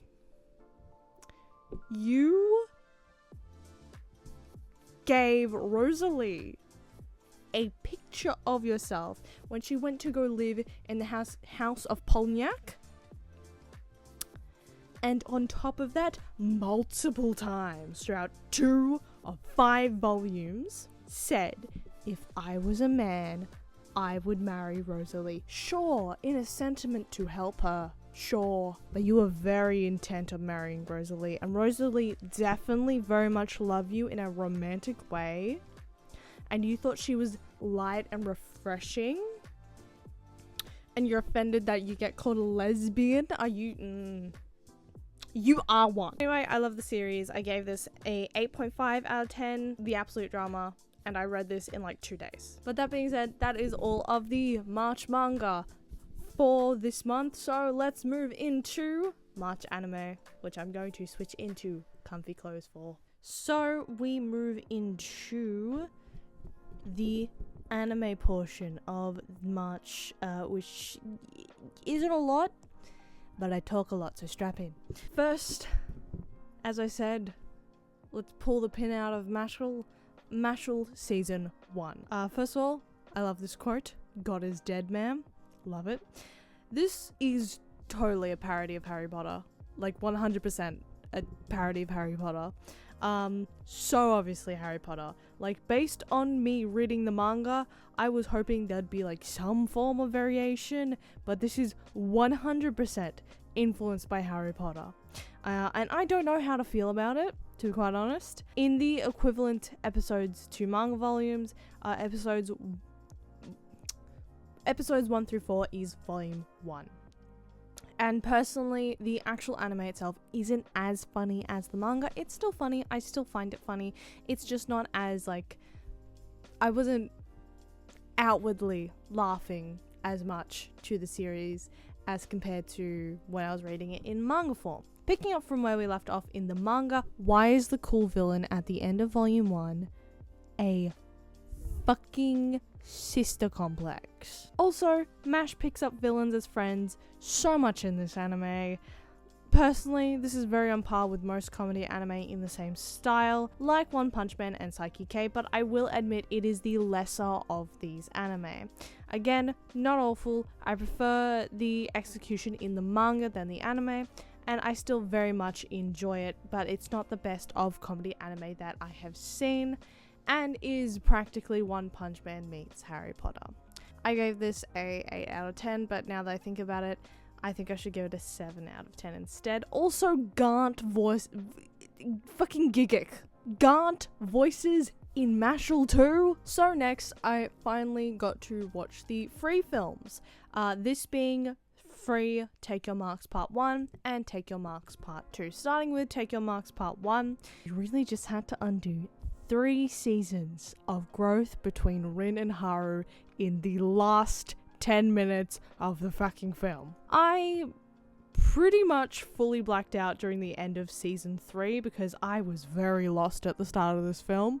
And I will say I did zone out a little bit during the middle of the first film as well, as it's a lot of like soulful feeling about their futures, much like in season 3 and most of the series, to be quite honest. But this time it was just a bit much.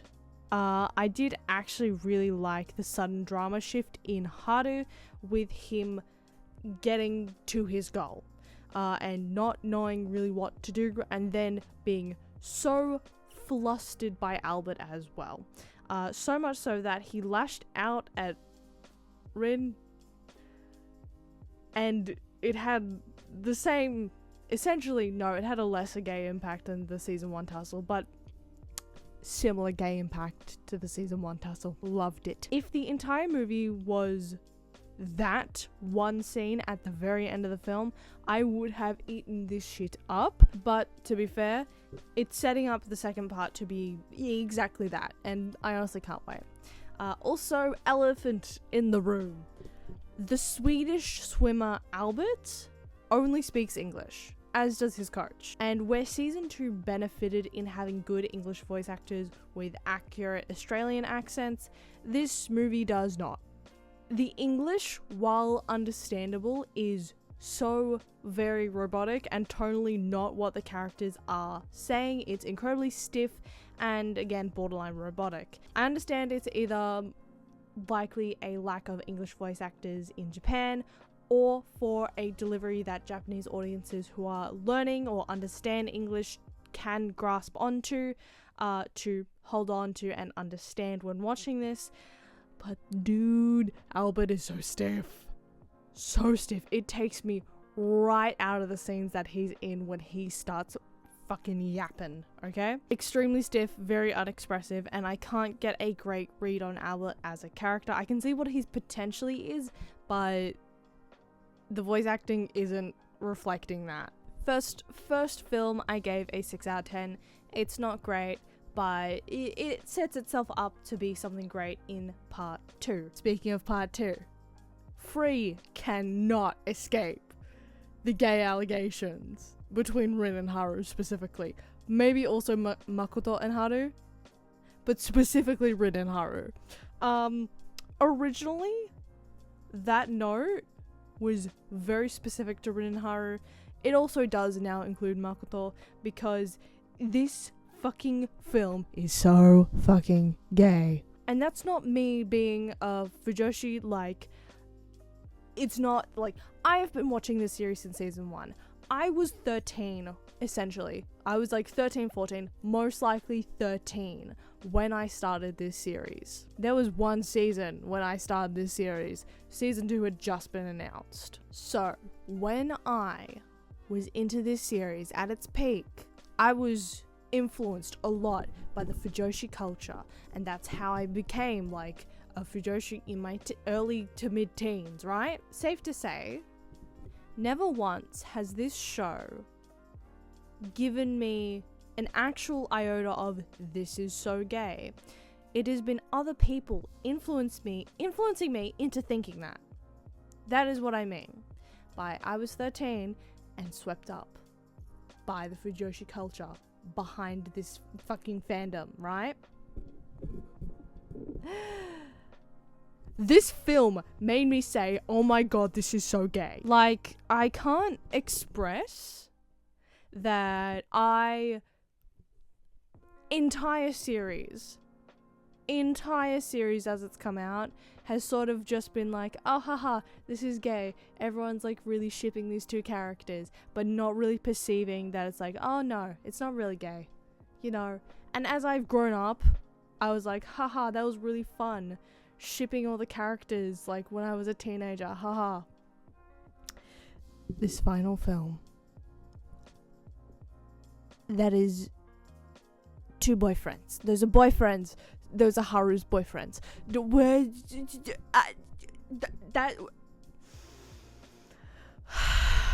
I watched this film and noted down several times that Rin was overtly gay for Haru, and so was Makoto.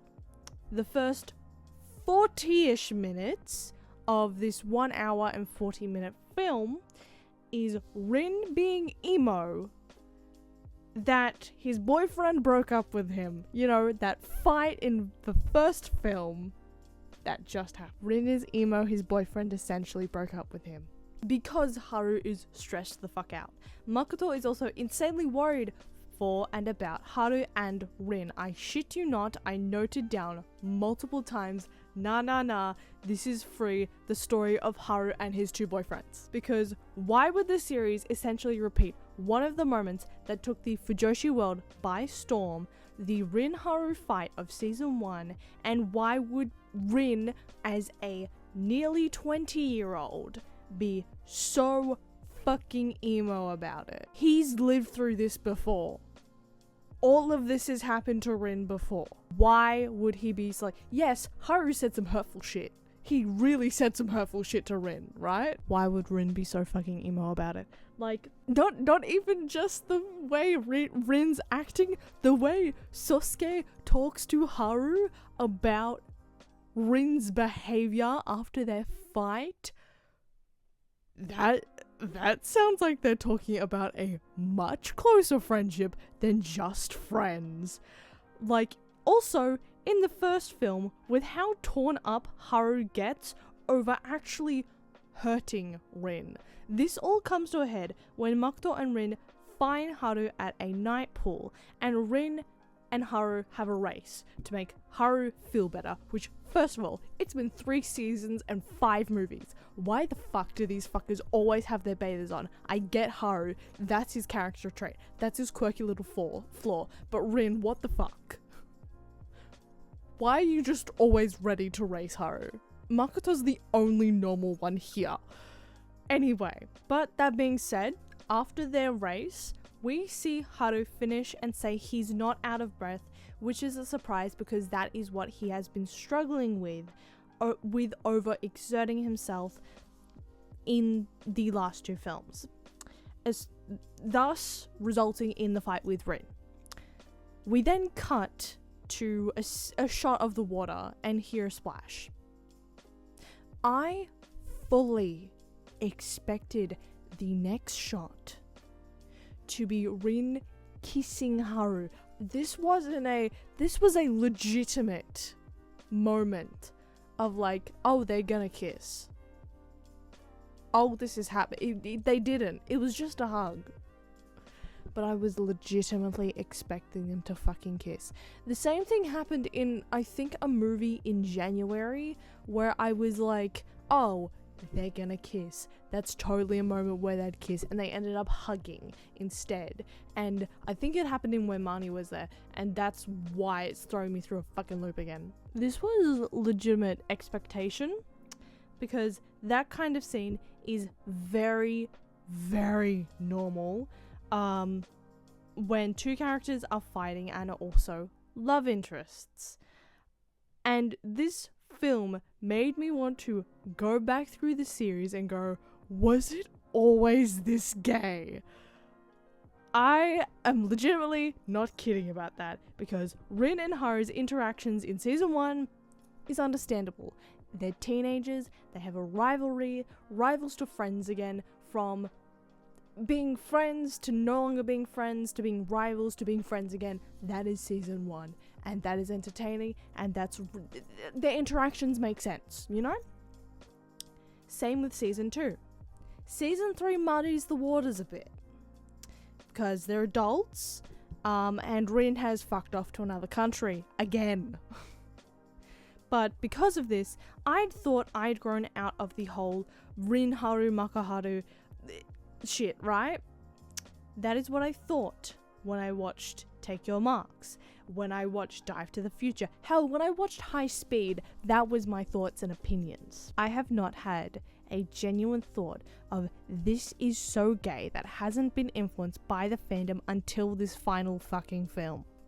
Which makes me think that Rin and Haru have had some kind of actual gay subtext in the series that I just haven't fully perceived, because I was like, haha, funny gay, but not actually. It's just fandom stuff, right? Right? Until this fucking film. Also, this isn't like attacking the Makaharu ship. Makoto has been pining for Haru, and we know that. We've always known that. But I'm saying that the way Rin and Haru react to each other is not normal, and not how normal friends act. And there's specifically one conversation that Rin has with Ikuya that he basically says, our friendship isn't that simple, when Ikuya asked if he was happy that Haru won or frustrated that Haru won. And Rin says, our friendship isn't that simple. That is 100% a misquote, but it is essentially what he says, and it's very vague. Why would he be pissed off that Haru won if he wasn't worried about him? Obviously, that's more of a friend thing to do. You can be worried about your friends. But our friendship isn't that simple? Would it be because he's your boyfriend? Anyway, I can see a good friendship between Haru and Ikuya, Haru and Asahi, Haru and fucking Kinjo, for fuck's sake. Our season 1 main cast, fucking Sosuke and Haru are better friends and have a viable friendship than whatever the fuck Rin and Haru have going on. That might be because Rin and Haru are overtly our protagonists, but I can't fathom anything else than a closer than friends relationship between them. This is when Marnie was here all over again. Also, big setting in the free series is at their elementary school, under a cherry blossom tree with a set of bricks. Two bricks in particular, one that says free and one that says for the team. Very important to the series. I have only ever perceived the free brick and the for the team brick because they zoom in on it a lot. The full sentence is, I swim best free for the team. That is what the bricks say. I was so confused as to what free for the team means, other than being like, it's English, they're Japanese, so it's broken English, I guess, but the sentence, I swim best free for the team, makes infinitely more sense. Why did they not show that full shot earlier in the series, and if they did, why didn't I perceive it? Other than that, in the film itself, I don't understand Albert's relevance as a character. His space could have been filled essentially by Kinjo. I can't even remember if that's that dude's actual fucking name. And it probably would have been a more interesting story, because in Kinjo's story, that takes up an unfortunate amount of time and he doesn't really interact with any other character. You could have made Kinjo the villain of both of the films, and it would have made this entire thing infinitely more interesting. I think the only reason they included Albert is because they wanted a foreign swimmer, because they to emphasize they're going to the world, and like other countries have like better swimmers or whatever, or have like more competitive swimmers. First of all, why did you get an Australian character? Because you have Rin swimming in Australia. Why would you get a Swedish character to do? I don't understand that thought process. But also, if you wanted a like compelling character, don't include Kinjo. Like, you don't need him as another character, really. You could have filled that spot with Asahi or Ikuya, or even Hayato, is that his name? I can't remember. Ikuya's friend. You could have included Ikuya's friend instead as well. You did not need that to be an entirely new character just for these films, and this is what I mean by I blacked out in season 3 because I did not know who this fucking guy was. So I don't know if he's in the end of season 3, but I do not recall his existence. So I love also throughout the entire series how Ai has become such a dependable character since season 1. He was one of the most annoying characters in season 1, and now he's honestly one of my favorite. Genuinely the one character with honestly the biggest growth in the entire series.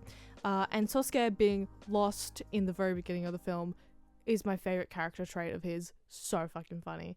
I love this movie. I gave it a 9 out of 10, mainly because it threw me through such a loop on how gay it is. Like, seriously. This is, again, I cannot stress, this isn't me being a shipper. Like, this is legitimately me going, when was this show this goddamn gay? Was everyone right and I was just like going along with it because I was 13? Like, so confused. Anyway, that is all for March anime. Now we move into April anime.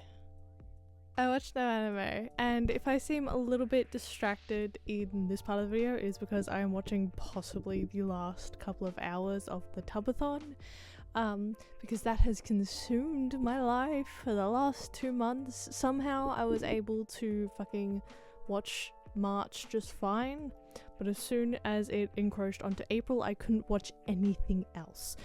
Also because of our next segment, April anime. So this entire month has been focused on 2 things: the girls and the gays, and gay girls. So unlike in March, where I had borrowed the first 2 volumes of the Rose of Versailles from Mia, I instead started purchasing the volumes of the Rose of Versailles, and that sort of overtook my entire persona for April. Now, that being said, I actually technically haven't finished this volume of the Rose of Versailles, which is volume 4 out of 5. I'll talk about that when we get to it though, because I have 2 other books to talk about, this being volume 4 of Like a Butterfly, and volume 2 of The Moon on a Rainy Night. Now I'm going to talk about volume 4 first, if I can get to the thing. Waterkoi, there we go. So, these are going on. Wait a second. I forgot one of the gay books.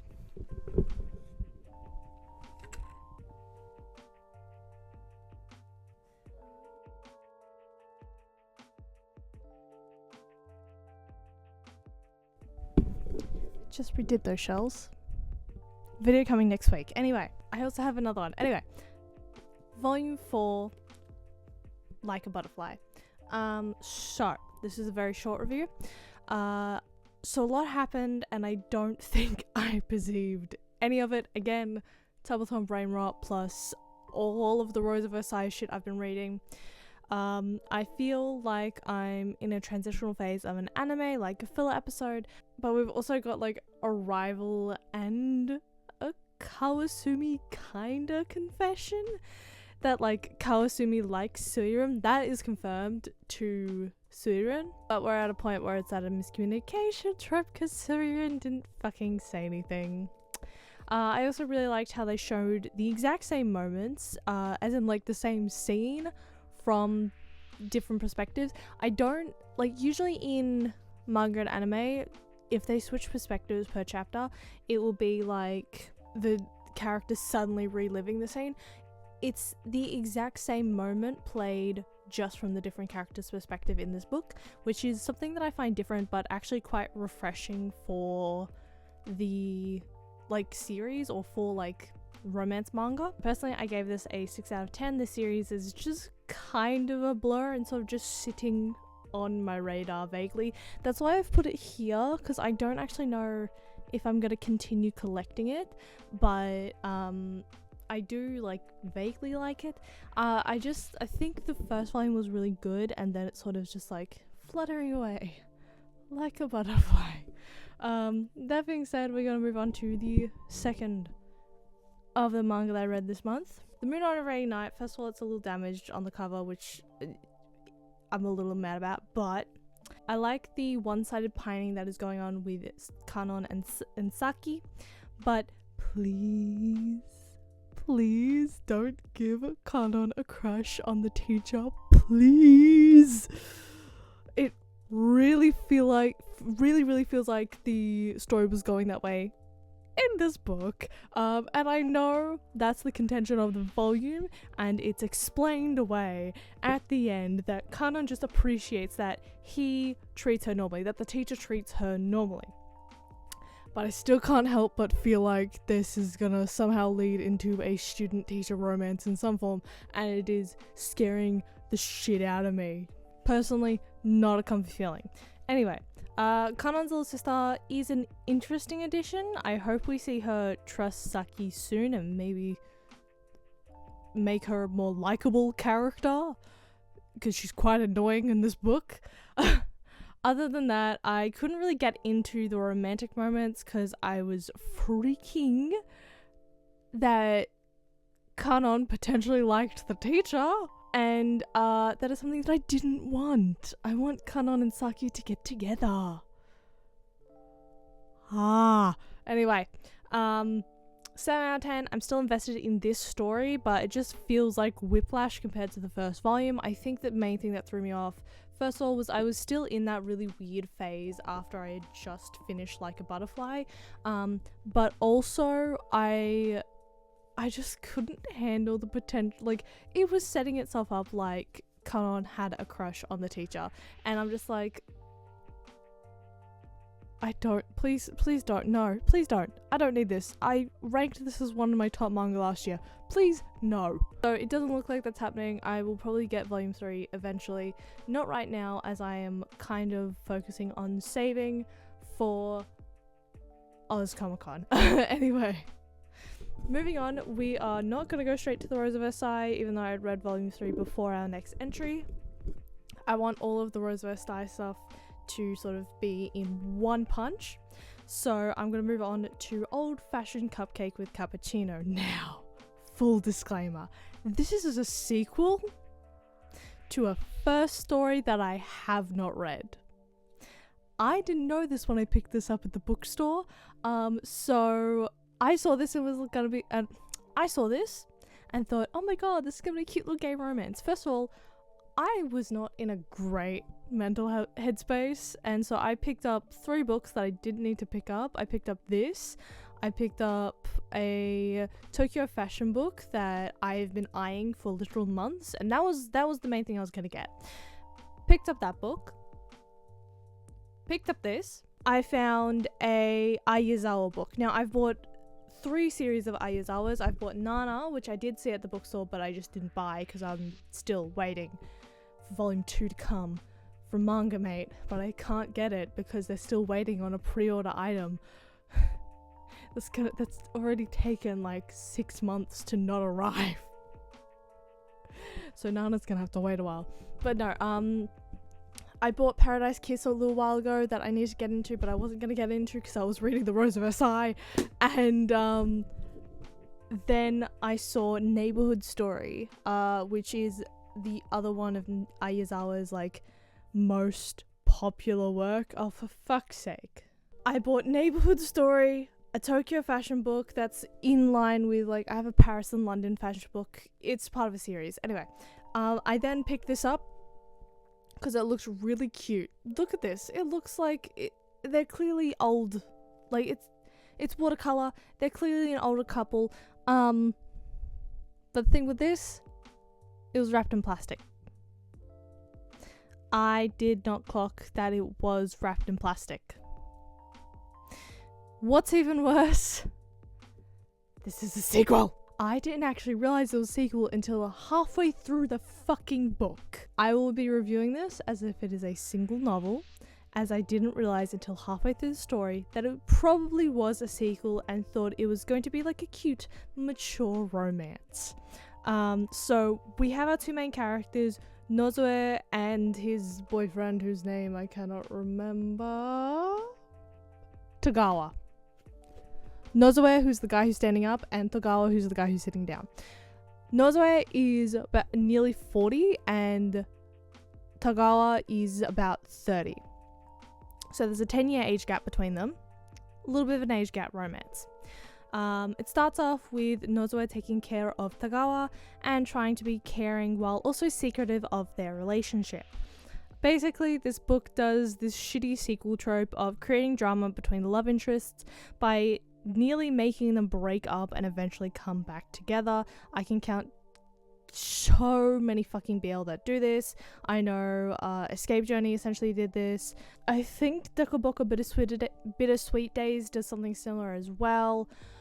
So many sequels to BL do this, and it is really fucking frustrating. I thought the art style was pretty, but Nozoe is really just a whiny prick, like a really unlikable character, and he's the protagonist. We see the story from his fucking perspective. He's not a likable protagonist and is really just a loser. I'm sure the first main story was lovely, was really good, but this just wasn't it and is a bit shit. Also, to the creators of these kinds of stories who originally just do a one-shot and then eventually do a sequel, put a number on the side of the fucking sequel, please.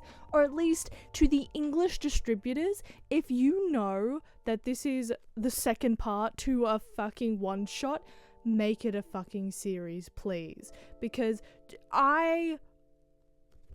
when I found out this was a sequel, I was so pissed off, and I found out because this random person just appears during the middle, and we're supposed to know who the fuck this is, and we don't know who the fuck this is, and it's really annoying. And that's how I figured out that it was a sequel. Putting the same name on it just isn't enough, because I know Dekoboko Sugar Days, the sequel Dekoboko Bittersweet Days, you have Go For It Nakamura, Go For It Again Nakamura. I feel like Go For It Again Nakamura heavily insinuates that it's a sequel. Dekoboko Bittersweet Days does not. Old Fashioned Cupcake with Cappuccino doesn't.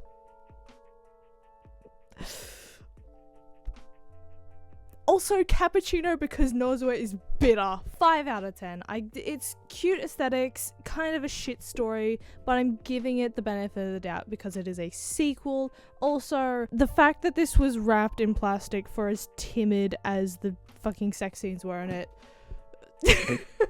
I know I don't review ecchi and stuff, and technically I think BL like this should fall under that label, but like with how just absent-minded I was and how frustrated this ended up making me, I felt like I needed to talk about it, about my opinionated shit. So, now we get to talk about what you're all waiting for, which is the rest of my Rose of Versailles opinions. So, Rose of Versailles Volume 3, these bitches are so fucking heavy. This is actually my volume. This is the first volume that I purchased. I purchased this and Volume 5 together, and then afterwards purchased Volume 4 because I couldn't fucking wait, because I was so excited after reading this. So, first of all, I love the cover of this. I love this, like, fucking turquoisey tealy green that this is. This is such a beautiful color. I love the pink on the front. I love the not even teal, this is more of a minty green, but it's also like a bluey mint, you know. I love the colors, so pretty. Once again, so much to go through in this story, but here is where we get gay kissing and straight kissing, and my queer heart is so in love with this. But the main plot is about the guards and the escalation of anger in Paris, the start of the revolution. We also see Asuka being more in touch with her feelings and at odds with her being a woman, as this is the volume where she is proposed to be married and throws a ball where she acts so wildly that she breaks her engagement, aka kissing women. But she also kisses Andre, so I love it. I understand the reason for... So, now I actually properly understand the reason for her being engaged in this story originally and why she breaks it. The original reason for her to be engaged isn't more so for her father's monetary gain, but as explained by Asuka's mother, it's to protect Asuka, because otherwise Asuka's going to march into battle where she will inevitably die. And the general knows this, and he doesn't want this for his daughter, because he knows that despite the fact that he's brought her up as a man, she is still a woman. So he tries to marry her off, which she fucking hates, and it doesn't end up happening. And I love her defiance of this whole trope of how do I put this? She has a moment where she asks her mother asks her father rather, that if she had been brought up a woman, would she be married off like her sisters? And her father says yes. And the fact that she is trying to be married off now is like a bit of a punch in the face for her. And so her defiance of this entire trope, of this entire system for her, is fantastic and wonderful, and I really love how it happens. Then the closest of Asuka and the guards, when they're not only the defiance in the actual engagement, but there is a lot of defiance of Asuka in this, as Asuka essentially joins the revolutionaries. And I don't mean literally, I mean in mindset. She is like, the people of Paris are suffering, I am joining these revolutionaries, I am listening to the people, and the guards are the people. It's like the guards Francois, I believe it is? No, it's like, I think the literal translation is the French guard. I could be very wrong, but that's why I'm just saying the guards. So she is in charge of the guards, and she has been listening to their like gripes, their plots, their griefs, and at some point some of the guards get arrested, and so does Asuka, for being essentially traitors, even though they haven't really done anything at this point. And the guards get sent to jail where they're going to be essentially executed. And when Asuka hears this, she acts like they're her children, and she acts the same way that Marie Antoinette does over Marie Antoinette's actual children. Asuka is just like, no, those are my soldiers, these are my men, and it's like, those are her babies. She acts like they're her children, and it's really funny. Also, in this book, there is a confession of love between Asuka and Andre. Andre goes blind, and there is about to be a march through Paris, which is why I bought volume 4. As the people have created their own army, and somehow there are 2 more novels. I don't know how this is gonna go on for any longer than a couple more chapters. Wink wink, nudge nudge.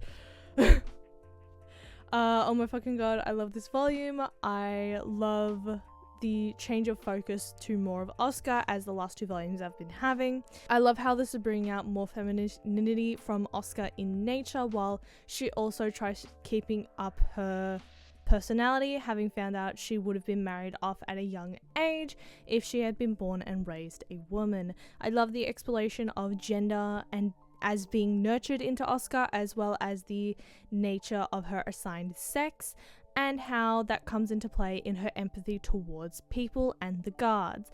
How her perception has changed to nobility. And how her perception has changed to nobility over the last volume. Now, the way I worded that makes it sound like,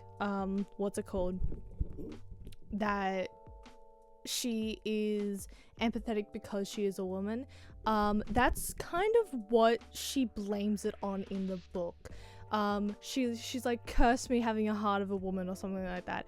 And she's like, really just like, she's having a tough time for the fact that she can't disconnect herself from people all that much. And I would argue that that's not because she was born a woman, but rather that she's just generally empathetic, despite the fact that she was brought up quite militaristically. And I guess that is like an argument that can be made, but is also like nature versus nurture shit, you know? So that is something that she brings up a lot, and that's why I brought it up, because it is a good conversation, like, not a good conversation, it is a conversation of her and her gender and how she perceives herself versus how others perceive her versus what people expect of her based on how she was raised versus her assigned sex. So I think that's very interesting, and I loved that exploration in this novel, even though it wasn't like directly explored. From a queer's perspective, I do think that is an incredibly interesting way of going about it. So I gave this volume a 9 out of 10. It was incredibly enjoyable and I loved it a lot. So volume 4. Now, as I said, I have not finished this volume. That would be because the actual main story finishes in this volume. Now, first of all, I want to point out the color of this one. This one's a dark blue. As you can see, it's the same as Oscar's uniform, and the inside is red. This is not only to mimic Oscar's uniform, but I believe it's also to partially mimic the French flag, even though it's not the correct shade of red. But it is essentially Oscar's volume, and I love that so much. It's such a nice touch, especially to the last volume of the series. So there is a lot to say about this. So as I said, I haven't properly finished the book itself, but with the main story concluded as of me writing and recording this video, I feel confident in giving a review, as within the main book itself, the story has concluded and all that's left is really a more fictionalized side story. And I say more fictionalized because the premise of the side story is about vampires and stuff, and it's like a murder mystery kind of thing that's going on. So it's more in line with, so the side stories in this and the actual final 5th volume, I believe, are more so going to be in line with say like Revolutionary Girl Utena After the Revolution, where it's not actually having anything to do with the main plotline of the story or the main continuity of the story. And these are stories that actually got released after the full story of The Rose of Versailles had been published. And I know this because in the contents page of every single book, it actually has what volume, what issue, and what year the chapter came out in. And all of the side stories came out after The Rose of Versailles, actually quite a few years after The Rose of Versailles concluded. And thus, with the end side stories not being a part of the main continuity of the story, I feel at this point it doesn't really have value to review in like the proper Weeb wrap up. I will most likely review the end side stories in tandem with the 5th volume in my next Weeb wrap up, just not in this one, especially because I want to start revising my original review of the Lady Oscar film that I reviewed back in December. So, as I mentioned, this is the last part of The Rose of Versailles, and wow, was it devastating. And a little underwhelming towards the end, to be 100% honest. First of all, within the first 5 to 10 chapters, we get the deaths of both Andre and Oscar, which I did know, and it was also fucking devastating. Because I also realized that meant there was about 10 more chapters until the actual series had ended, which meant the rest of the story was going to be from Marie Antoinette's perspective, which I hate. As I said, I'm going to be doing a revised analysis of the Lady Oscar film later in the year, but that film really gave me the impression that this would end with Oscar. Especially how the last 2 volumes centered Oscar as the main character, and we not only forgot but started to greatly dislike Marie Antoinette as a character, or at least I did, because she started to be more frustrating, as you kind of are supposed to dislike Marie Antoinette for a little bit, as she's just starting to be more unlikable towards the people of France, and how Oscar is supposed to be like the opposite, like they're going their separate ways essentially. But no, the story did not in fact end with Oscar. No, it started with Marie Antoinette and it was gonna fucking end with Marie Antoinette. It had to end with her too, which I don't necessarily mind, but the end of the book felt way more like a history lesson than the end of a proper story. You knew they, like when I say that, it's based on history, it's historical fiction. You knew they were going to die. So you were just sort of like waiting for that moment to happen. And that's what made me a little conflicted towards the end. The heart and the soul of the series is Oscar, and Oscar fucking dies before the series actually ends. So the last 10 chapters were in essentially a cat and mouse game of, oh, surely this is when Marie Antoinette dies. Oh no, they're letting her live. Oh, surely this is when Marie Antoinette dies. Oh no, they let her live again. And when you know the history, this is a historical fiction after all, you know how she dies, which I guess made it more frustrating for me. What I also found frustrating about the last couple of chapters and generally the entire story was Thurston's character as a whole. I really don't like his character, because once again, it's my love is gonna be killed. Oh no, she's fine, I must flee. My love is going to be killed, I must save her. Oh no, she's fine, I must flee. My love is gonna be killed, I must save her. Dude, stay the fucking Sweden. Oh my god. For 10 chapters, this goes on after Oscar is dead, and he dies in the most underwhelming way of being mobbed by his own people. Deserved dumbass. Now I know he's based on a real person, and that really happened, but this is the fucking character. Deserved dumbass. I did not like his character, to be 100% honest. And I also don't understand why it's highlighted that he's an important character when he's as much of a side character as Rosalie. And Rosalie is as much of a standing character who truly has no real purpose other than to be drama. I do love Rosalie, is one of my favorite characters, but I can recognize that she's kind of just a nothing burger of a fucking character. And in my defense of loving Rosalie, technically her presence actually makes a queer reading of this novel much more interesting, but my point is that the protagonists of The Rose of Versailles is Oscar and Marie Antoinette. Why is Fersen important enough that his birth and death are emphasized in the start and end of the story? I understand he was a part of this little love triangle and that he's a real historical figure that is important to the history of Marie Antoinette, but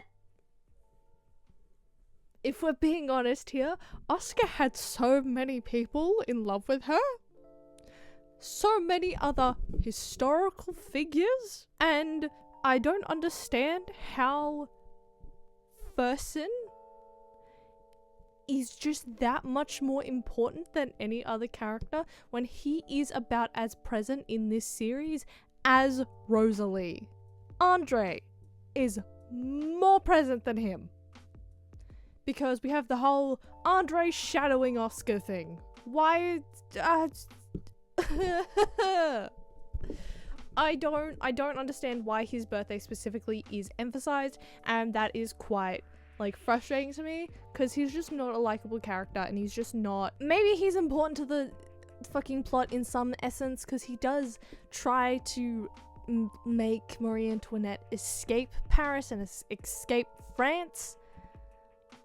But that still does not justify to me why he is so heavily emphasized as a main character when there is no perspective of his in the story. We aren't following Fersen, we are following Oscar and Marie Antoinette. He is a side character.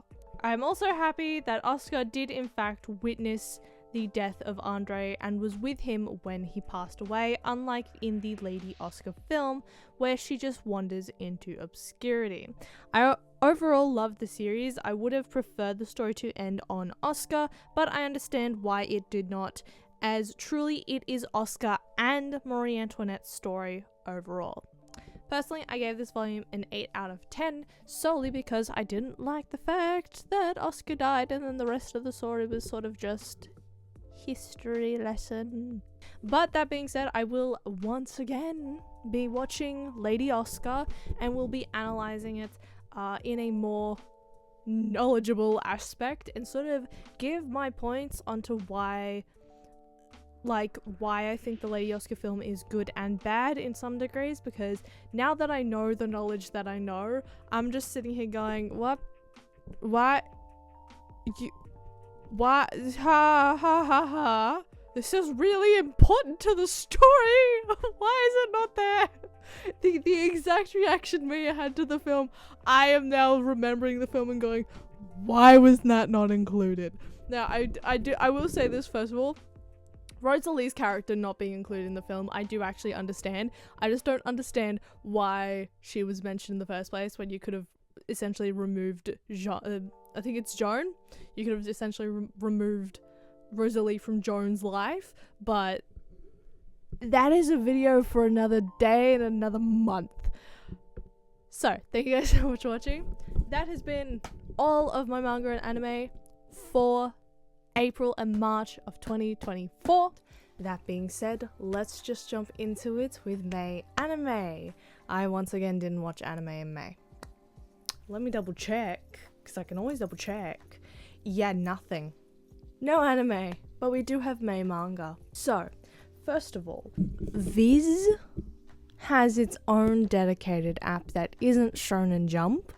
Who was gonna tell me that Viz had its own dedicated app that wasn't Shonen Jump, that had series like shoujo series and horror series, and they had practically the entire Junji Ito collection digitally.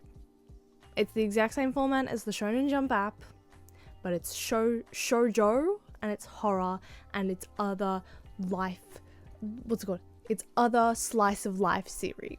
Who was gonna tell me that? Because it's also cheaper than the Shonen Jump subscription. Literally, as I said that, I got an email that said my billing for my Shonen Jump subscription got declined. So I took advantage of the fact that I can read on the Viz Media website as well as app throughout this entire time.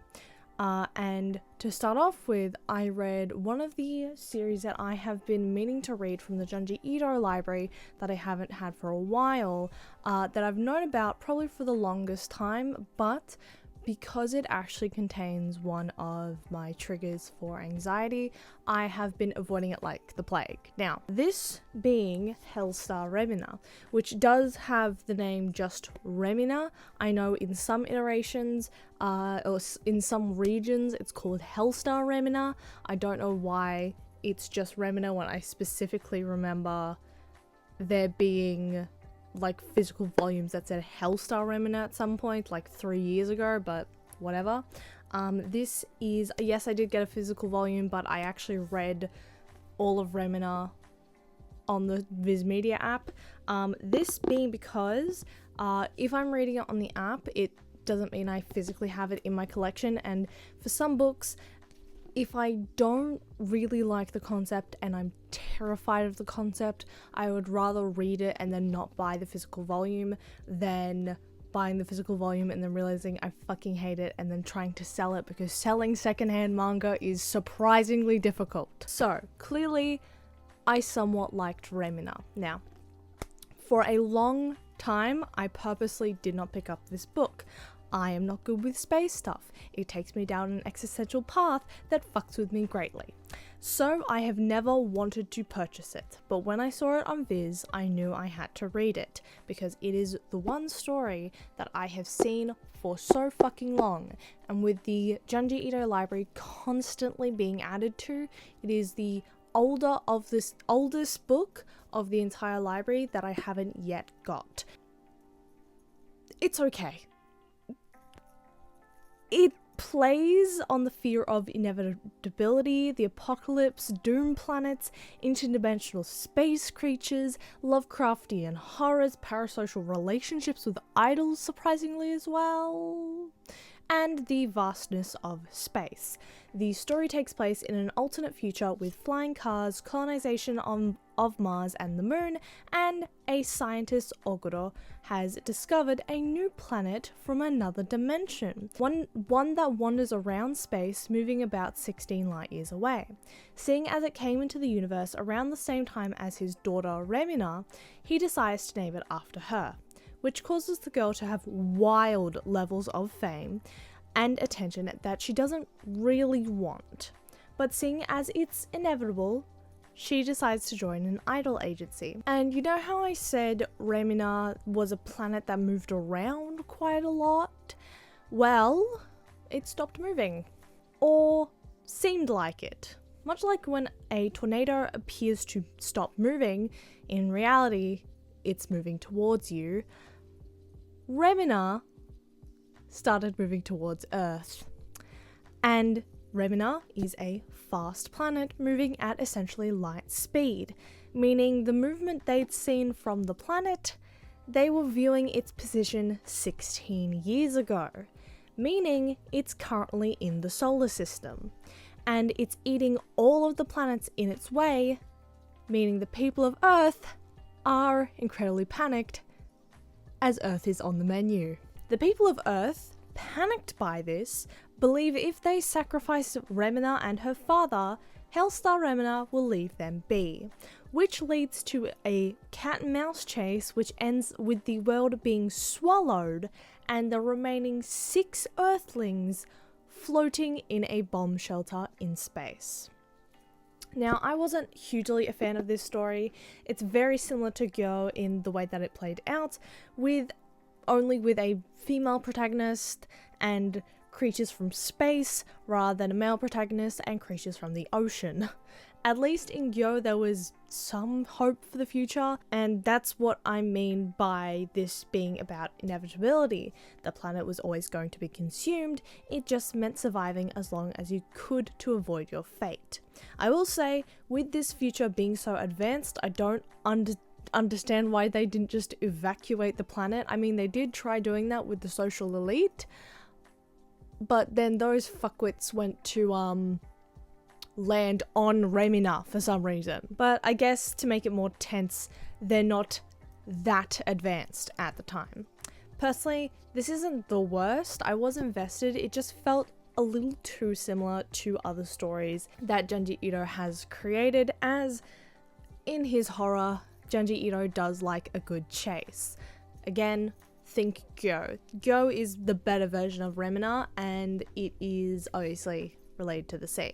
I will say, I think the one piece of material that reminds me of this so much is the One Future Armor special, where Fry gets in a relationship with a tentacle planet, and then the tentacle planet like gets it on with the entire fucking planet of Earth, some fuck off shit like that. Two completely different like auras, very similar plot. If you like the whole like idea of doom planets, Planet X, that sort of stuff, that is what this will sort of scratch your itch for in the Junji Ito universe. Personally, I didn't like it. I thought Sensor was a little more scary and it has a little like similar themes, but I find Remina much more enjoyable. As if you have seen my Junji Ito ranking video, I fucking hate Sensor just because it's wildly uncomfortable, not in a fun way. That triggered me much more than this did, and it makes me sort of reflect and go, why was I so scared to pick this up for so long? This really isn't that bad, and it's making me start to think, am I getting really immune to Junji Ito's art style? Because I used to be really scared and really like haunted by Junji Ito, and now I'm sort of just picking up and going, yep, that's existing. So yeah, personally I gave Remina a 6 out of 10. Not the worst, but not the best. Moving forward, we go on to another Viz Media title that I read pretty much at work. So when at work, I tend to go for one-shot titles just because I won't be super involved with them for too long, and so that I can sort of snap into work if I need to. But so I go for one-shots. And for a random shoujo one-shot, I was pleasantly surprised by Gabakawa. Now, this definitely wouldn't have legs as a longer series. Don't fuck with perfection, you know? But as it is, I enjoyed it, and I wouldn't mind getting an actual physical copy of Gabakawa. It's only about 6 chapters long.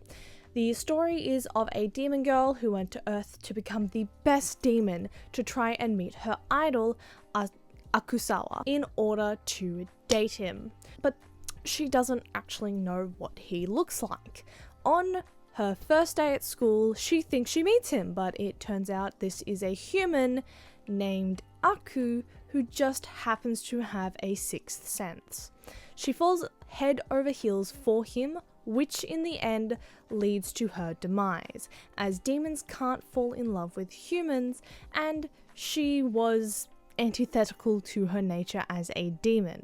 She was supposed to be a menace, and in the end, she just kind of ended up benefiting Aku and saving him with her powers, causing her to lose them. She begins to disappear on her last day.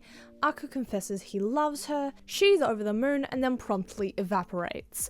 Only to wake up in her human body after being comatose for several months, Aku right by her side, though her human self doesn't really know who he is. This is unexpectedly so adorable. I was expecting it to be way messier because early 2000s shoujo, and it still is, but it was so much more wholesome than I could have thought. Our protagonist is so goofy, which you all know that I love. I love goofy, messy shoujos, especially from the early 2000s. And the plot is simple yet effective. And I am really of the belief that our protagonist is the girl who was in the coma, and Aku truly saved her from death by loving her so fucking much. And I have this belief because I have been scarred too much by The Host, you know, that movie The Host, and fanfiction that has the same themes as The Host, that I would like to believe this isn't a random girl that's being possessed by a spirit. So I believe that this person is in fact our demon protagonist. I have been scarred one too many times from The Host to think about the implications that this isn't the protagonist's body and that she's inhabiting a random person's body of someone who has passed away. Personal ethical dilemma there. Feels a bit weird. Overall, I give this story a solid 7.5 to 8 out of 10. It was really nice and is what I look for in early 2000s shoujo manga. Next, moving forward, once again, another Viz title, short and sweet. This one's gay this time, and you will have seen it in my queer manga recommendations for this year. This is The Girl Who Couldn't Get a Girlfriend. This is the autobiographical tale of author Mieri Hiranishi. The Girl Who Can't Get a Girlfriend explores living as a woman who loves women and the highs and lows of life when it comes to a breakup, let alone a long-distance breakup with the most amazing woman she has ever met. as well as going through the struggles of a butch woman who wants to date another butch. The way the book ended was so abrupt and personally really funny to me, with our protagonist finally moving on from their ex to a degree, working fully on herself and loving herself and having another woman interested in her. However, when she tries to fit in love finally back into her life, she struggles, which leads to the end of the book. Life taunting her that she can't have everything that she wants, which obviously leaves a lot up in the air as to what happens, and genuinely I don't know if this will be a series or will end up staying a one-shot or not, as this is autobiographical in nature. Either way, I did enjoy it, and seeing into the mangaka's life and her experience as a woman who loves women is really interesting, and I also think that she is very, very funny. This is personally a really good story. I gave it a 7 out of 10. I do like when people talk about their own lives in their stories. And continuing with the theme of gay, I Think Our Son is Gay, Volume 5, this being the last volume of this series. As you would know, I really like this series. It is one of my favorite gay series. So this is obviously the last volume of I Think Our Son is Gay, and I'm disappointed there wasn't actually a confirmation that Hiroki was gay, but there was confirmation that Yuri is asexual. Or at least he's exploring the concept of asexuality. And I swear to God, at some point I called him being ace. I know I suggested that he might be trans at some point. That I no longer believe, obviously, but I swear to God, at some point I clocked him being ace, and I think I mentioned it in a video, and I just, I'm so happy that he is actually queer in this book. I knew it. I fucking knew it. Anyways, this volume comes to a close of the series and explores Hiroki's dad and queer people. And as it turns out, he's not a raging bigot, he's just a dense idiot who is stuck in his heterosexuality. When he realizes that people around him probably perceive him as a raging bigot, he changes up his behaviors and views, and on extension opened up his mind to homosexuality being a normal thing in society. There's a really nice page where a coworker complains about all this LGBT stuff, and him, Hiroki's dad, having learned, talks about how it's good to learn because that's the world we live in. Gay people exist, so we should put in the effort to make them feel safe and comfortable. Also, the absolute fear on the mum's face when she thinks she, may have accidentally outed Hiroki was honestly priceless, and I was personally very tense at that time, because to a degree I do think she did, but if she can't confirm it, then she's just expressing her perception of her son and worried about how others will perceive him to her husband, which I do kind of understand. And I really do like how, at the end when Hiroki does slip up, his mum actually calls it out and says, girlfriend or boyfriend will love you all the same. To be entirely honest, Hiroki's parents do remind me a lot of my mum in that sense. She would be the type of person to do all of those things and has done all of those things in the past. I like that they took the dislikable scapegoat and actually gave him a change of mind and thinking. It was great to see, and I personally really appreciate that. Again, a lot of the characters remind me of my own parents, and it is something that I can connect to this series. I like the series a lot as it hits a lot of talking points on not only someone being in the closet, as well as being openly gay, thinking your parents won't love you if you come out, especially if they say homophobic shit. And it also touches on more queerness than just being gay. I've said this before, but if you are straight and want to know more of an understanding about queerness or how to be an ally, this is definitely a series that I suggest to you 100%, much like how I suggested Is Love the Answer for understanding asexuality. This would be mine for queerness sort of in general as compared to just asexuality, as again, I have been that person who really, really didn't understand asexuality and have grown to understand it, and that book was a big fucking helper. So personally, that is my recommendation for the entirety of I Think My Son Is Gay. It's a very good look into how people's minds change over time and how people can grow into better people. Obviously, that's not always going to be the case. This is very wishful thinking on a lot of parts, but it's also in some ways, like for me personally, it's cathartic. It is also just experiences that I have gone through with my parents as well. So yeah, personally this volume itself gets a 7 out of 10, but overall I would give the series an 8 out of 10. I've really enjoyed it from start to end. I did like the first couple volumes more than the latter couple of volumes, but you can't win them all. That being said, we're gonna move on to our next Junji Ito title for today. Now, I didn't write a review for this. I just wrote a number down, and that was 7 out of 10. That would be because I wasn't a huge fan of the short stories in this book, and I was going to do a read and review for this book, and then I fucking forgot about the series. So, in this, we have 4 stories. We have Weeping Woman Way, Madonna, The Spirit Flow of Aokigahara, and Slumber. Now, I think out of all of them, I would definitely say 7 out of 10 is the accurate rating that I give this book. Out of this, I think Weeping Woman Way and Spirit Flow were my favorite. Spirit Flow was just like weird on a different level. Low-key gay, but Spirit Flow I did kind of like. I think Weeping Woman Way I have actually read before, but was the more like consistent story. It just kind of felt like it was this and then this and then this, one on top of the other over and over again. A lot of the stories felt like that, like it was just a like and then story. Weeping Woman Way and Madonna especially.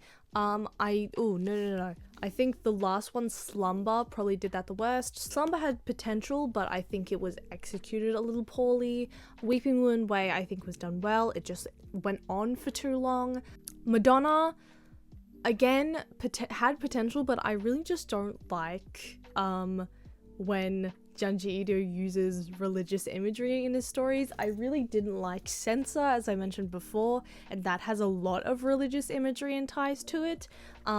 So the same thing with Madonna, I just wasn't a fan. I'm not religious at all, I just don't like the way that Junji Ito uses it for some reason. I don't know why, but yeah. And Spirit Flow was just fucking weird, to be 100% honest, which I don't mind it for that reason. So yeah, that gets a solid 7 out of 10. So I'm gonna put this back here. Hello, Brooklyn from the future here. I was a fucking idiot and didn't write down, I did write down, didn't include in my list this manga, Ultramaniac. This was an unexpected favorite of mine for this month. Ultramaniac is the story of Ayu, a regular human trying to impress her crush, and Nina, a witch from the Magic Kingdom. Nina is a less than stellar witch, and when she trusts Ayu with her secret, she somehow drags Ayu into a world of chaos. The series is a romance series with 2 female protagonists. You know, they fall for the same guy temporarily, and the series follows the two as Ayu tries to get with Tetsushi. I think that's meant to say Tetsushi. Who the fuck's Tetsushi?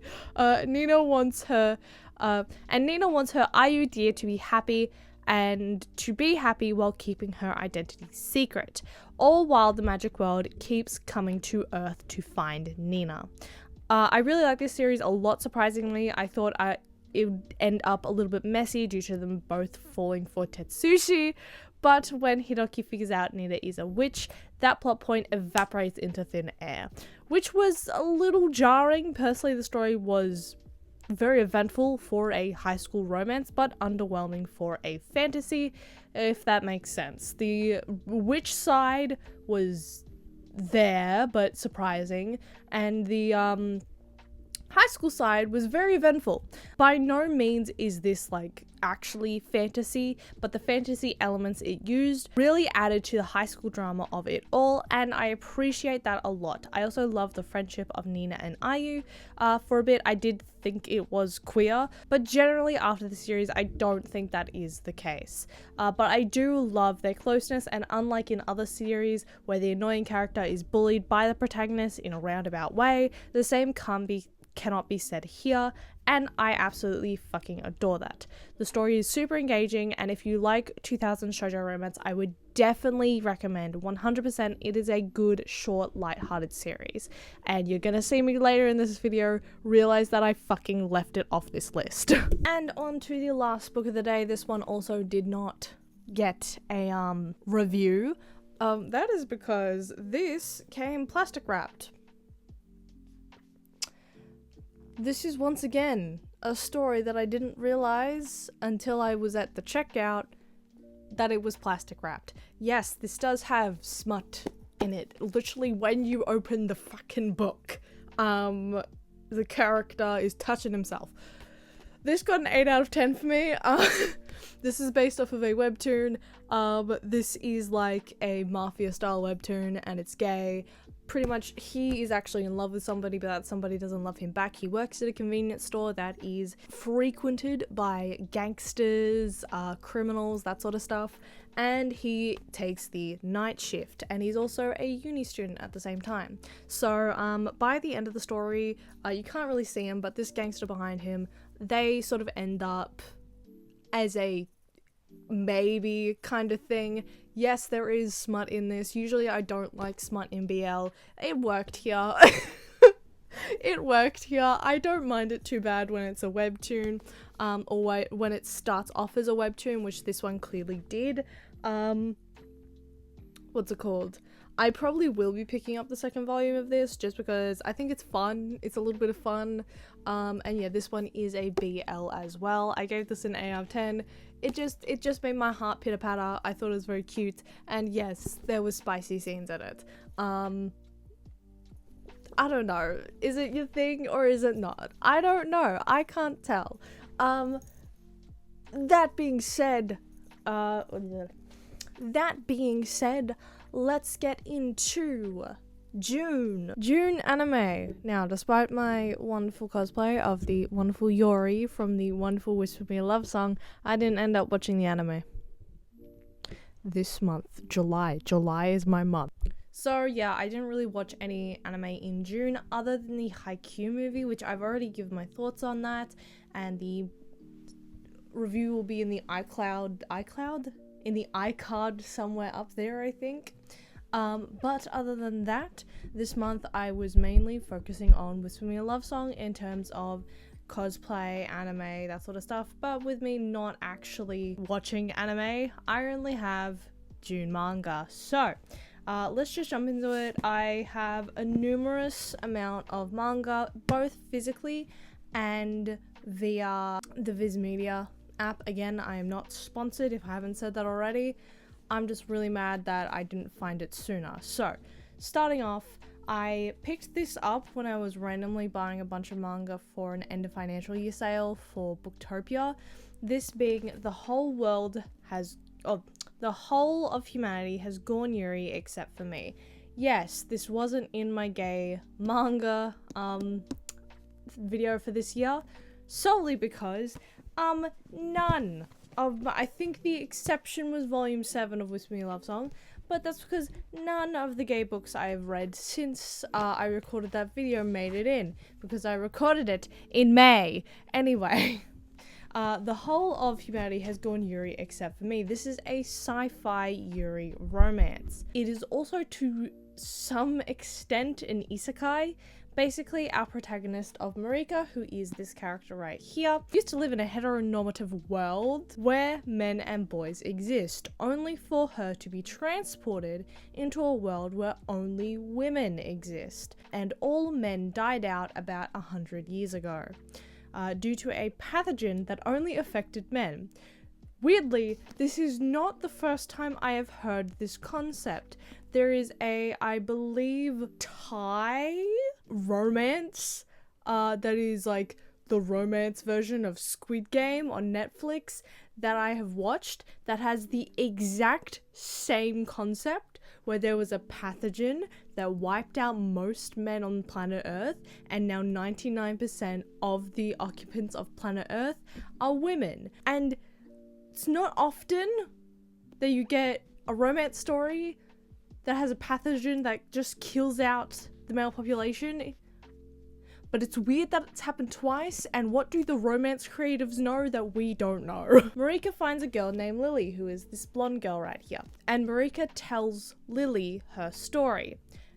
Lily is extremely freaked out and thinks Marika is crazy, but Marika somehow manages to get Lily to agree as long as Marika goes out with Lily. What? So this book, as I said, was a spur of the moment book that I bought in the Booktopia end of financial year sales. And when I bought it, I was not expecting the sci-fi elements. Rather, I thought it would be more like fantasy, similar to like I was reincarnated into a slime. And I thought it generally would be more romantic than it ended up being. I felt like it was the start of a long-standing series rather than a one-shot, because that is what this is. It is a one-shot, as especially when they just kept dragging new characters in towards the very end of the story. I liked the mystery element of the story enough, and I liked that Marika did end up coming back in the end of the story. I just wish there was generally more romance and more character development in Lily and Marika as characters. Side characters somehow got a lot more character development than our main two characters, with Lily being like cool-headed on the outside but flustered as shit on the inside, like a very tsundere type character, whereas Marika is just confused the entire time, and then suddenly she's actually from this world and has a body double in the heteronormative world, and she's been stuck in the wrong world. It's really fucking weird. And the last couple of chapters were also just very show don't tell. Which I tend to hate in manga. It is a visual fucking medium. On top of that, there were plot points that just didn't make sense, like how was Marika going to come back? How was she going to leave? Because surely that'd mean that the other Marika would end up coming back. Some parts just did not feel planned out, and there isn't a whole lot of romance in the book like I thought there would be. It's cool if you want a gay sci-fi, I guess, but not so much if you want romance. It's not my style, and it's certainly, as compared to other Yuri that I've read, isn't great. I gave it a 5 out of 10. There was some elements that I thought was cute, but the romance was severely lacking for this weird sci-fi plot that just like I felt could have been sidelined, to be 100% honest. And yeah, this felt very similar to that one horror manga that was shonen horror, and it was the guy who was the last guy on planet Earth, and then he just got fucking superpowers, and I just stopped reading it because he just was like, it was so much talking. Go on there. Do your gay shit that is a little bit problematic up there. Stay. Now, speaking of reading shit on Viz Media, The Cats of the Louvre. So, I would give a trigger warning, there is animal death and gore.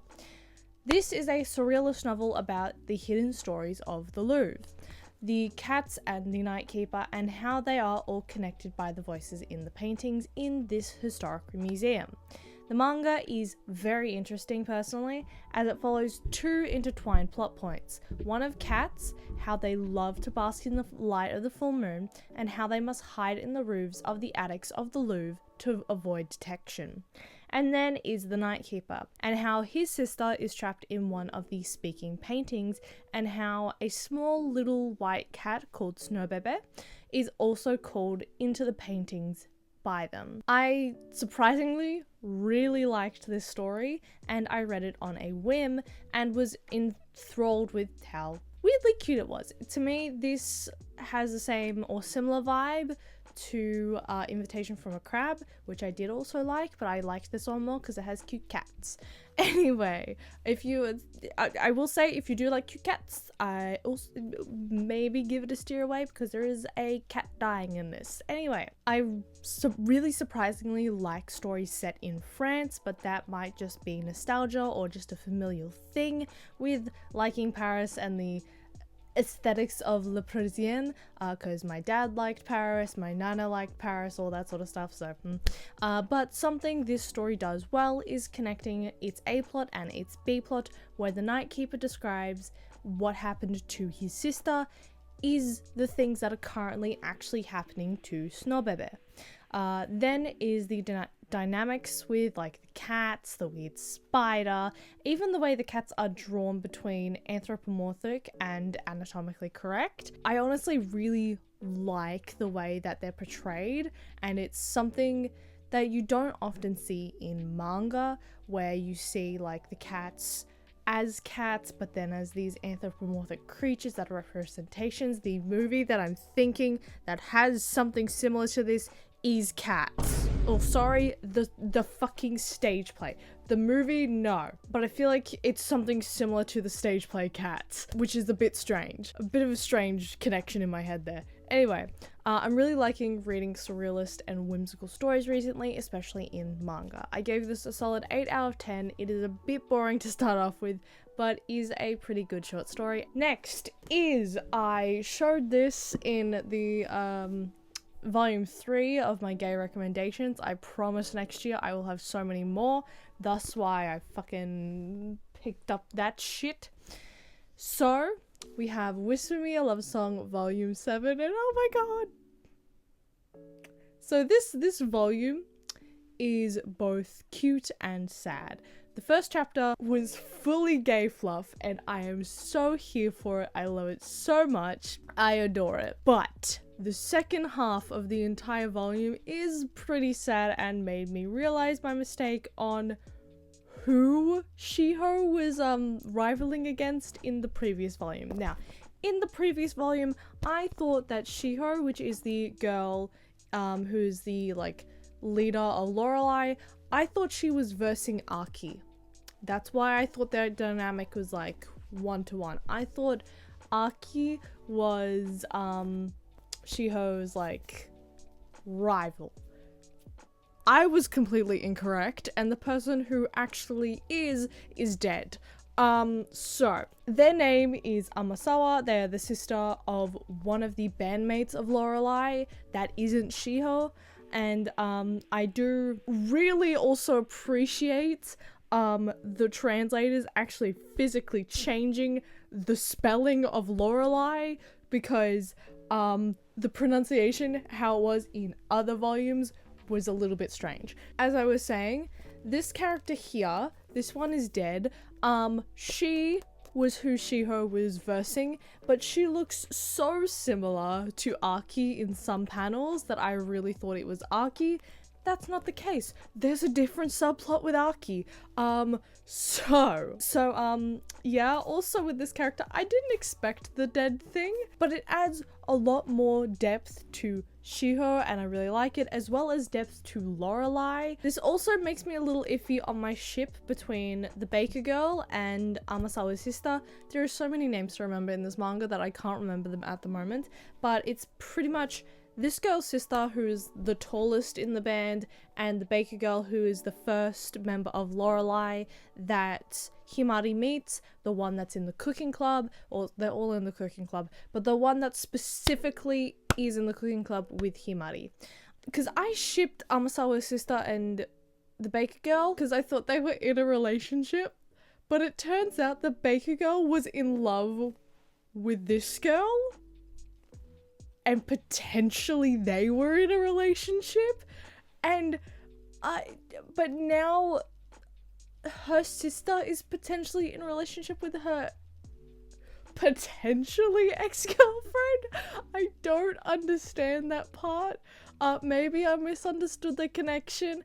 I don't know, but that whole threw me a bit. I still like her sister with the baker girl. I think it's really cute, but just her existence confused so many things for me.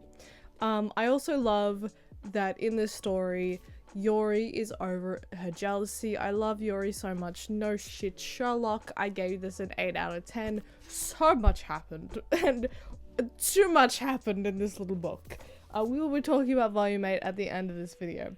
Next, we move into some romance. Once again, I read this on Viz with Ion, or ION. This is made by the same creator as the Gentleman's Alliance Cross, which I have been told by Mia is batshit, so I braced myself for complete fucking chaos when starting this short story. There's only 6 chapters to this story, so you know I spent a little bit of time when I shouldn't have been reading this. So, completely expected this to be batshit, only to be very pleasantly surprised on how cute, surprisingly, this novel is.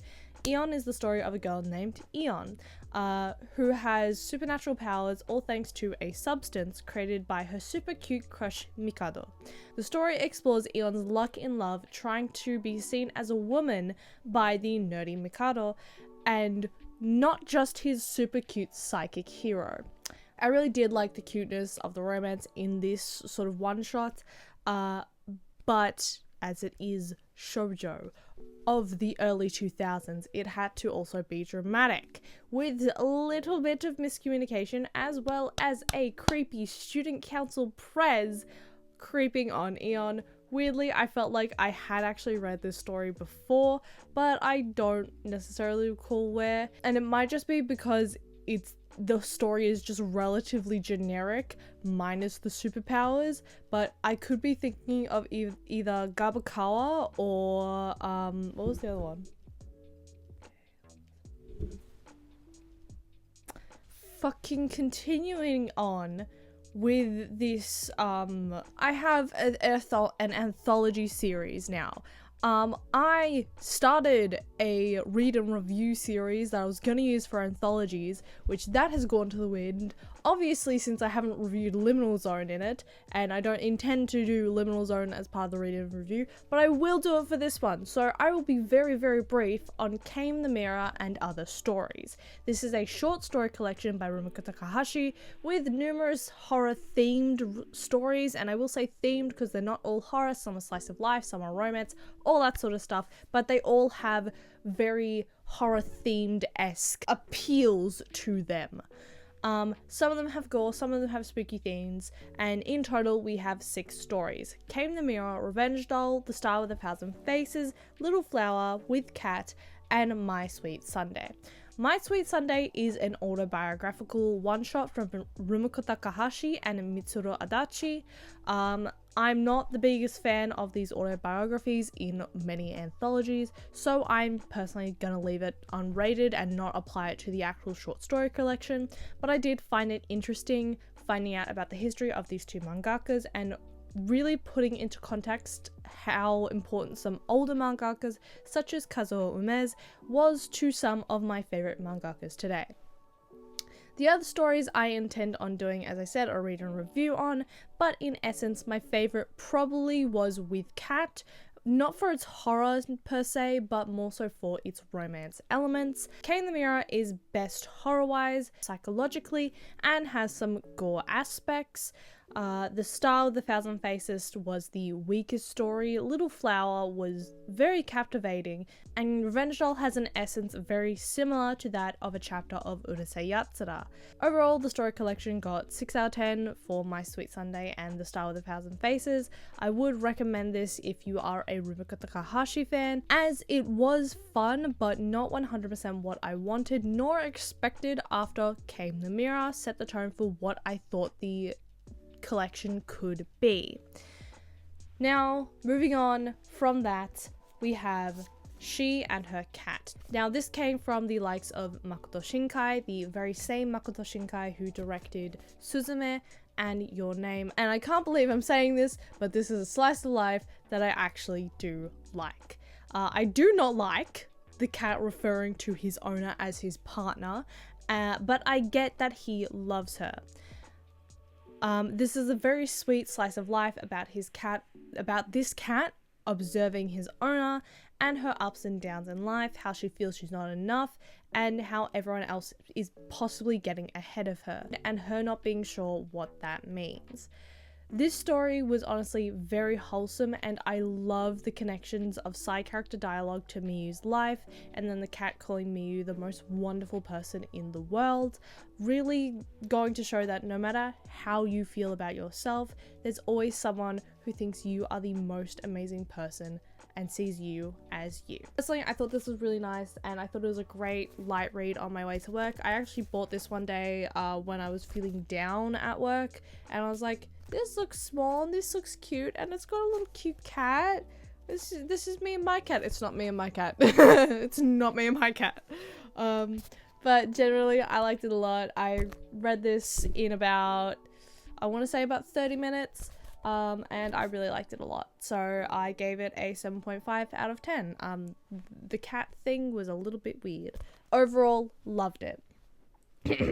Now we get to talk about Whisper Me a Love Song again. Now this was a last minute entry, as I literally just finished this today, and it is currently the 2nd of July, but I got this during Pride Month when I had purchased, you can't see them, but I purchased the first 2 volumes of The Guy She Liked Wasn't a Guy at All.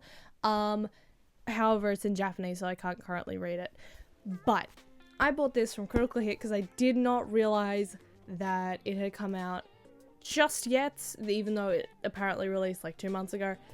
Hasn't arrived in Australia for a little bit. First of all, men exist in this series. There is literally a singular panel with 2 male characters on it, and it confirmed that they exist in this series. But continuing off of my last review of Volume 7, now I snuck this one in mainly because there is an unconfirmed release date for the English translation of Volume 9, so I don't know when the fuck that's coming out, and based on when this was released compared to when its Japanese counterpart was released, Volume 9 could be coming in about 5 to 7 months. So I decided I would just put this with like Volume 7 and just like move on to other manga for now. At least I can say is hopefully with the production of the anime, it's boosting sales and interest in the West. And we get the volume sooner rather than later, because oh my god, I love this volume. I love that I love the little date chapter between Yori and Himari. With Himari being the one that's jealous this time. I was literally just saying, I'm so glad Yori's not jealous. Now Himari's jealous. Yori in the suit is everything, and I love it. I also love the tone that this has taken towards Shiho and Aki, and now Aki's sister is also potentially getting a love interest, and Shiho confessed, and it's so good. It's so fucking good, and I can't believe I have to wait for Volume 9. I don't want to wait for Volume 9. I want Volume 9. Oh my god. Who knows? Maybe I can finally start getting back into collecting One Dance now, because one of my favorite books, I don't know when the next volume is coming. But yeah, that is all of my manga, and only manga, for fucking May and June of 2024. Now let's just get into July manga. So we begin with a Ayazawa classic, this being Neighborhood Story Volume 1. Another Ayazawa story. Neighborhood Story is a coming of age story, the amount of times I put story in this first sentence, of Mikako and Tsutomu, 2 teenagers who are first years at an art school, a very Ayazawa school, with Mikako being a fashion student and Tsutomu an art kid. These 2 are childhood friends, and Tsutomu has a massive crush on Mikako, but Mikako doesn't know and doesn't even know how it feels to love someone. And across this volume, we have Tsutomu getting a girlfriend, dumping his girlfriend, and pining after Mikako. It's really confusing to actually explain the events of this volume because the chapters are so long and a lot unfolds. This is also a mini omnibus, as it seems like there will only be 4 volumes of this reprinting of Neighborhood Story compared to the original 7.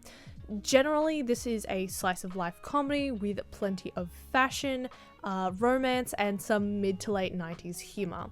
And an appearance from Ayazawa herself, as the school they attend is called the Yazawa Academy. It's very engaging as a story, and the denseness of Mikako is not as frustrating as you would think, especially when she's exposed to the fact that Tsutomu is in love with her at the end of the volume. But I am nervous as there is a minimum 20 chapters more. I gave this volume a 9 out of 10. Next on the list, we have Sakurasaku Volume 2. I know they're gonna do a bait and switch with Kotono not actually being in love with Hiroki, but bro, why are you hinting at Kotono liking Hiroki? Saku just realized her feelings for Hiroki. I am definitely getting sucked in with this series. The romance is romancing far better than volume 1. My favorite panel has to be when Saku has Hiroki's jacket on.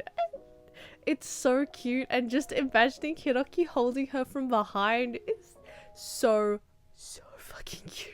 So fucking cute. I can't believe how cute it is. I love it. I'm still iffy on the entire series as a whole, as I won't be actively collecting this one in favor of Neighborhood Story, Whisper Me a Love Song, and One Dance, but this is still cute. Speaking of Neighborhood Story Volume 2. Angst. And not romance angst between our protagonists for once. Now, I have a couple of points that I'm really not going to explain as to not spoil anything, but these are in my head, so I need to get them out. 1, really not hot on the divorced parents getting back together trope, but I get the context, still not a huge fan, but the dad side plot is hitting me personally in the feels. 2, Mirako and Yusuke fighting is really annoying in the story. I just want them to confront their feelings and communicate. 3, Tsutomu and Mikako being cute in a relationship in this volume is absolutely everything I fucking adore.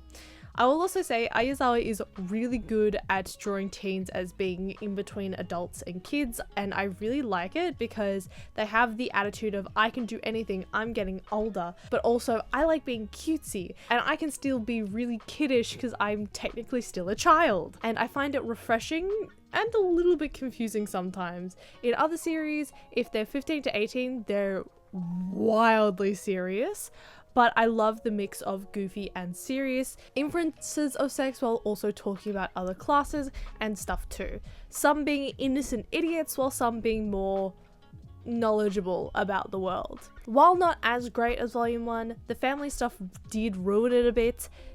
It was definitely one of my favorites to read, so I gave it a 7.5 out of 10. Next 2 volumes, I went to Minotaur with Leisha, Mia, and Emma, and I ended up buying 2 books, one being so pretty that I had to pick it up, this being In the Name of the Mermaid Princess.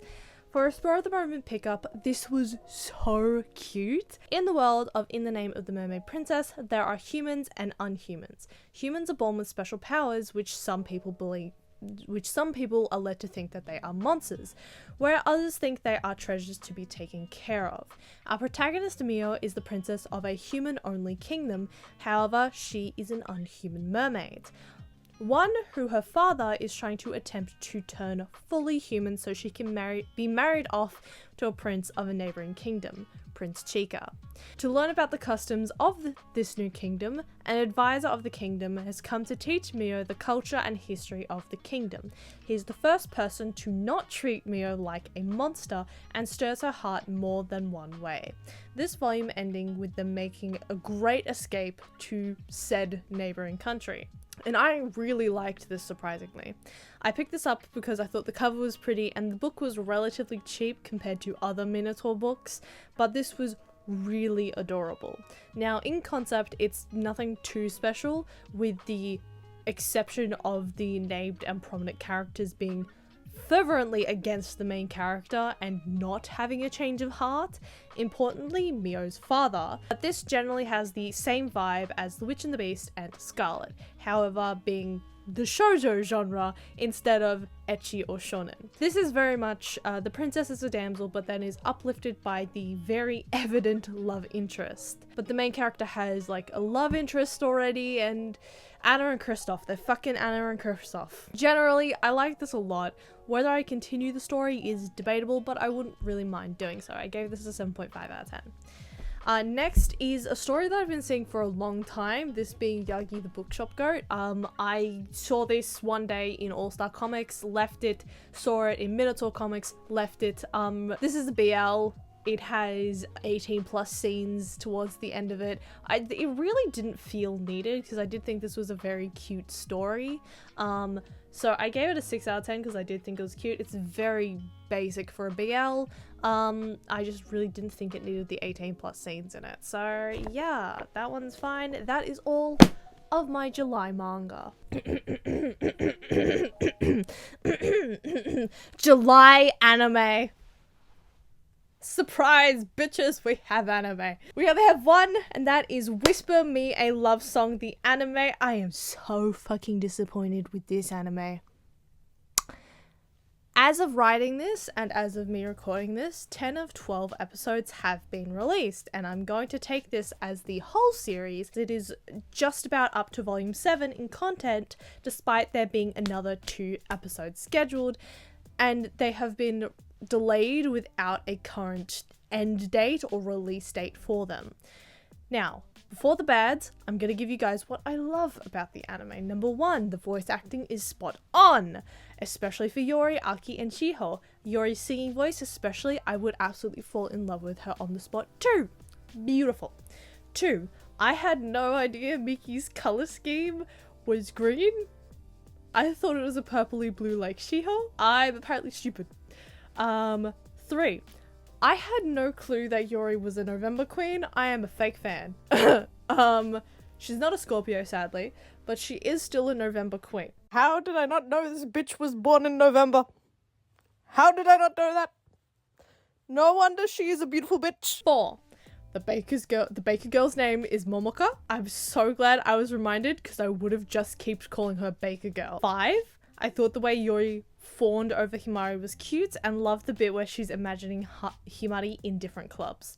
6, Lorelai's performance does not disappoint. I think the tone shift is fantastic. Do I think it hits the high standard set by the manga Lorelai? No, but I knew going into it that wouldn't necessarily be the case. But for what we got, I approve greatly, and the songs immediately went into my Spotify playlist. I've been listening to the song that Lorelai played so much. It is actually a really good song. Do I think it's a little bit corny? Yes, but I've been listening it more than I've been listening to the one by the SS Girls. My gushing out of the way, we can now move on to my immense disappointment with the series. To start off with, being someone who is not a fan of slice of life anime, who has also read the manga prior, I went in knowing that I would be bored. I know what happens, of course I would be. However, I was not ready for how plain and boring the series would be. As I said, this is supposed to be a 12 episode anime going through about 7+ volumes worth of content, to which to the credit of the series, with how minuscule each drama is in the grand scheme of things, then yeah, I get it. However, this is a romance anime, and as soon as they introduced Lorelai, they removed the romance. I'm more than well aware of the plot shift when Lorelai is introduced in the manga. It is something that I really think grips you back into the series, and I absolutely loved the direction the manga took with that. But in translating that to the anime, they took out 1, Yori being jealous of Lorelai having Himari, 2, the summer festival, and 3, the romantic dynamics of other characters, namely members of Lorelai. Now, with this being in the latter half of the series, I'm sure there's more that I missed, but these are the most egregious examples. The series after Lorelai's introductions focused practically solely on Shiho, which while we get a whole lot of exposition on Shiho in the manga does not become about Shiho alone.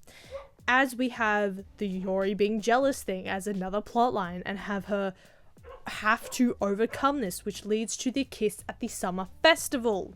The timeline itself, story-wise, for the anime is really janky and feels like it happens in quite a short amount of time as to the elongated amount of time that is provided in the manga. Next is production side. While I think the flow of events in the series is nicer in the anime for the most part, as the manga can stop and start at certain points quite a bit, the animation, lack of dynamic character movement, and many scenes feeling like slideshows, not to mention band practices where they practically are slideshows, as well as the characters' faces changing shapes to a point where it is noticeable, I was incredibly disappointed. I felt like it was just talking constantly. There wasn't moments to actually feel the character's emotions. If Himari needed to express something, she's talking to Miki, and I feel like Miki is more present in the anime than manga for this exact reason. And all of this on top of the plotline just fails the show, which is disappointing because it doesn't do justice to the manga. I think Episode 10 executes volumes 6 to 7 really well, and I love that. I just wish that passion had been given to the rest of the series. However, the end of that episode is where I have story issue, as that is where the summer festival happens, and since they cut it out, I feel like I'm smash cutting between scenes. Other notes of mine included subtitling being strange, but that will be more of a high dive thing than the actual anime, and I feel like the marketing team really pushed Yori's cat loving side a bit, because at the start it just feels like a bit much. Like, I knew she liked cats and she thought they were cute, but anime Yori feels like a Sanrio girl with how much she fucking loves cats. At the time of this review actually being written, I'm very tired, so I can't fully articulate my feelings on the show, same with me recording at the moment.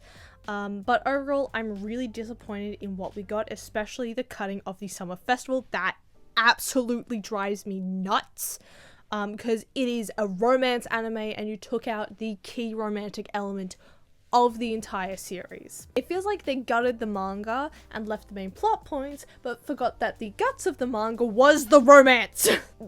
And then to rub salt in the wounds, they market it like a Yuri anime that's got music in it, and it just ends up being a light music club band anime that just so happens to have lesbians in it. 5 out of 10. There were parts that I definitely enjoyed.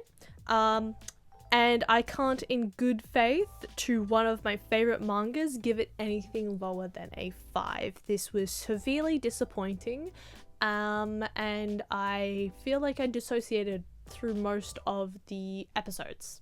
And that was all of my manga in July. I can't believe we actually had anime in July, because we didn't get any in August. So we will just be moving straight forward into August manga.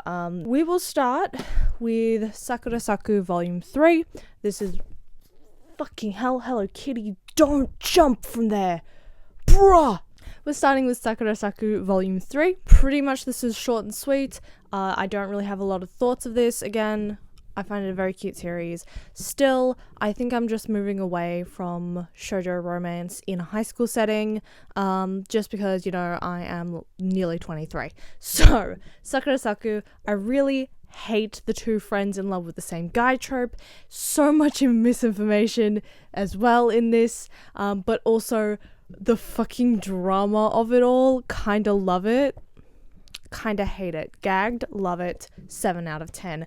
That short and sweet Sakura Saku. Next, we move forward to a early 2000s classic, this being Skip Beat. And with this being an early 2000s classic, this is a 3-in-1 volume, so it's volumes 1 through 3. And I didn't realize when I picked this up that I was starting Shoujo One Piece. Skip Beat follows Kyoko Mogami, a 16-year-old girl living and working in Tokyo, to upkeep the rent for her apartment that she shares with her childhood friend and super rock star Shotaro Fua, otherwise known as Sho, because she believed that he loved her, as he asked her to move to Tokyo with him, and as it turns out, it wasn't for love, it's because he's a man baby who doesn't know how to do shit and is using her as a maid. I don't like Sho. Furious, rightfully so, Mogami leaves Sho and swears she'll get more famous than him as a form of revenge against his massive ego. And so the story of Skip Beat begins, with this series clocking in at currently 50 volumes and ongoing. I have truly opened Shoujo One Piece. For an early 2000s rom-com, I am actually enjoying this quite a bit, though the thought of the sheer amount of chapters leaves me whining a bit, as I can't find Skip Beat on the Viz app, meaning that I can't binge it unless I read scans or purchase the manga itself. And with how thick these are and how little space I have up here, that's not happening anytime soon. To be honest, I think I'll focus on my Nana collection first, as that is something I'll be focusing on in September through October. But for the story, it is a very stock standard rom-com. However, for this being a rom-com, I can only see one of two options happening for endgame with Kyoko, that being either Sho, which I would hate, or Ren, who is a character I haven't brought up, but he is Sho's main rival in terms of career. So they could also be love rivals, and Ren could be in love with Kyoko. However, Ren, who, while having an unknown age, is older than 16, as he's mentioned as being a rowdy 16-year-old in past tense in the early chapters of volume 2. My best inference for Ren is that he's in his early 20s, which I don't particularly want to see with a 16-year-old girl who does not have a high school education because Sho dragged her to Tokyo with him.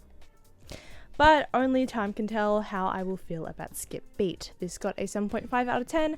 I am just a sucker for early 2000s rom-com. Moving forward. Okay, so this month I finally got all of my Manga Mate packages. Thus, the next two entries will be stuff from Manga Mate. And when I ordered from Manga Mate, I got a mystery manga with my order. That mystery manga, I explicitly made the note, no shonen, please romance, please gay, and they gave me a gay romance. The two of them are pretty much like this. This is a lesbian romance, and they are adults. Yes. Thank you, Manga Mate. 5 stars. I was so pleased when this rocked up in my Manga Mate package as a mystery item. Worth the 9-month wait that I had. Long story short, I ended up having to swap out one of my manga because it's on back order, like, permanently. Worth the 9-month wait, as this is essentially my child. At the moment, this is a small vignette-styled slice of life story between our protagonist, 22-year-old Waco, who is the brunette girl in this, nicknamed Wanko, which I can only assume sounds like Wanko. And 13-year-old Sakuma, who is the blonde woman in this book. 2 women in love, and they're adults. Yes. At the moment, there is not a whole lot of story, and this is very reminiscent of a lighter, more slice of lifey watakoi at the moment as well. With this being the first volume, it's a nice, light, digestible read. 6 out of 10. Also, to see the word druggy in a manga is bizarre. These two are adults. Wanko is a voice actress, and Sakuma is a screenwriter. They are in love. They've got like a 10-year age gap, which did weird me out a little bit, but they're adults. They can do their adult thing. And And as I said, this is very vignette style. Each chapter starts with the two of them are and then ends with pretty much like this. Sort of just going through their day-to-day life in vignette style chunks. So yeah, as I said, 6 out of 10, very digestible, very light and fluffy. Moving forward from light and fluffy gay, we go into hardcore spicy straight. Not hardcore. Mafia romance spicy straight. So Yakuza Lover 6, 7, 8. This one is again gonna be short and sweet. As spicy as I remember.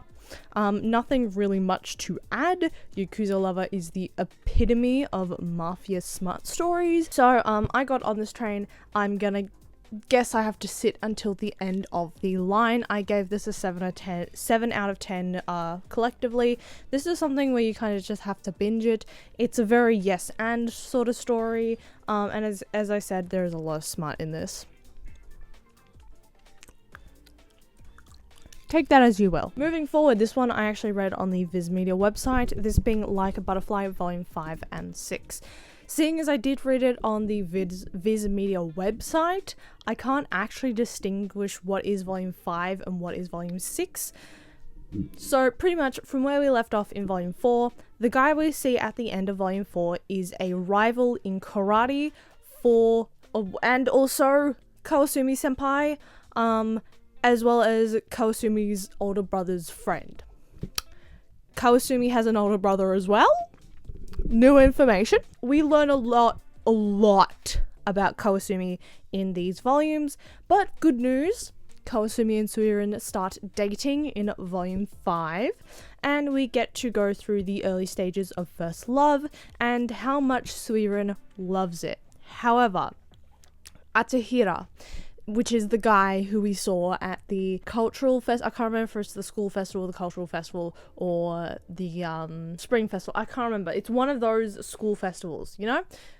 I'm just calling it the cultural festival. Atahira, the guy from the cultural festival, has some fucking problems. It feels like him and Kawasumi, we are seeing like the start of a sports anime to do with karate, but Kawasumi has a girlfriend, so it's getting in the way of his focus. And in the terms of like a sports anime, we'd be like on Atahira's side, but we're on Suirin's because this is a shoujo romance. So I'm not a fan of Atahira, and Atahira would not be a fan of me personally because he has some vendetta against women. I don't know what his problem is. Anyway, there's also some weird tension between Atahira and Kawasumi that I'm not really the biggest fan of. Generally, Atahira pisses me off. I gave volume 5 and 6 a collective 6.5 out of 10. Yes, I ranked it under Yakuza Lover. Now, the last one. As you can see, I have completed my Rosa Versailles collection. I am very happy about that. Also, I have finally completed Kaguya-sama Lover's War. I now have all of the volumes. I mentioned earlier that one of my books from Manga Mate was on backorder. And I think I mentioned in July that Booktopia went under. Now, technically, it's been saved.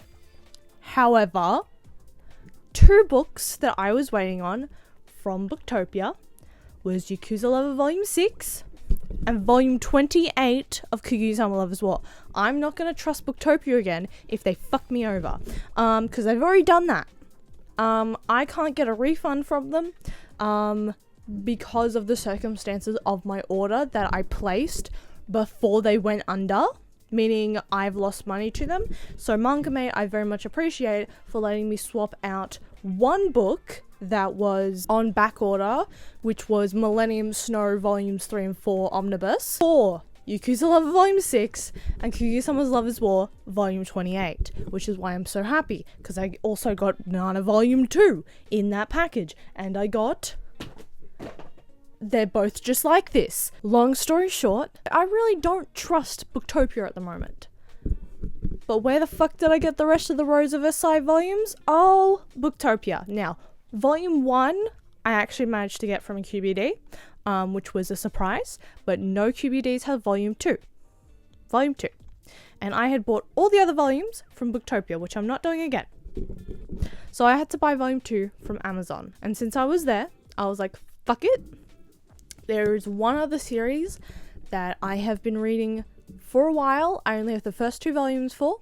And the only way I can get the rest of the volumes is off of Amazon. So I'll just buy the 3rd volume of that series. And that is Again. Now, it has been a long time since I have read the series. Luckily I did vaguely remember what was going on. It's been a while since we've been here. Also, I did not remember just how out of pocket this series is. The amount of nudity and potential misogyny in this is wild. Revisiting again, this is the story of Imamura. On the last day of his 3rd year, he falls down the stairs with a girl whose name I do not remember, waking up back at his first day of high school, having to live those 3 years again. This time, his mission is to keep the... Now, the last time I said this word, I think I said oidan. There is an N in the middle of that word. I think it's uendan, or I don't know how it's pronounced. It is spelt Ouendan. Alive. Which he is very hesitant to do. This volume was wild. He makes a decent friend out of someone in his class, but not really, and continues to butt heads with Usami, which is super frustrating. But spanner in the works, Usami, as a way to punish Imamura, makes Imamura the captain of the word I cannot pronounce. Which is where this volume leads off, and it is a little bit of an awkward read, but it is investing. I will give this a 6 out of 10. This is a series that I will be continuing because I, again, have stuck my foot through the door. That means it is becoming one of my collections. And again, whole reason I started reading this is because it is from one of the minds behind Yuri on Ice, or like one of the production team members. So I will be continuing again. It has just been a while since I read again. And I just didn't remember how weird this series is. There was a couple good laughs, but this is a very strange story. So that would be all of my August manga and the rest of my Weeb wrap up for August and July of 2024. September anime. Now I did watch episodes of Ghost Stories, Nana, and Uzumaki. Did I finish any of those series? Absolutely the fuck not. So we are moving straight into September manga with Like a Butterfly Volume 7, where we left off in August. We were reading Like a Butterfly. Now I know I've already talked shit about Atohira, but what is this shit stirrer's fucking problem? Does he want Kawasumi to quit karate? Does he want him to continue? What is Atohira's fucking deal?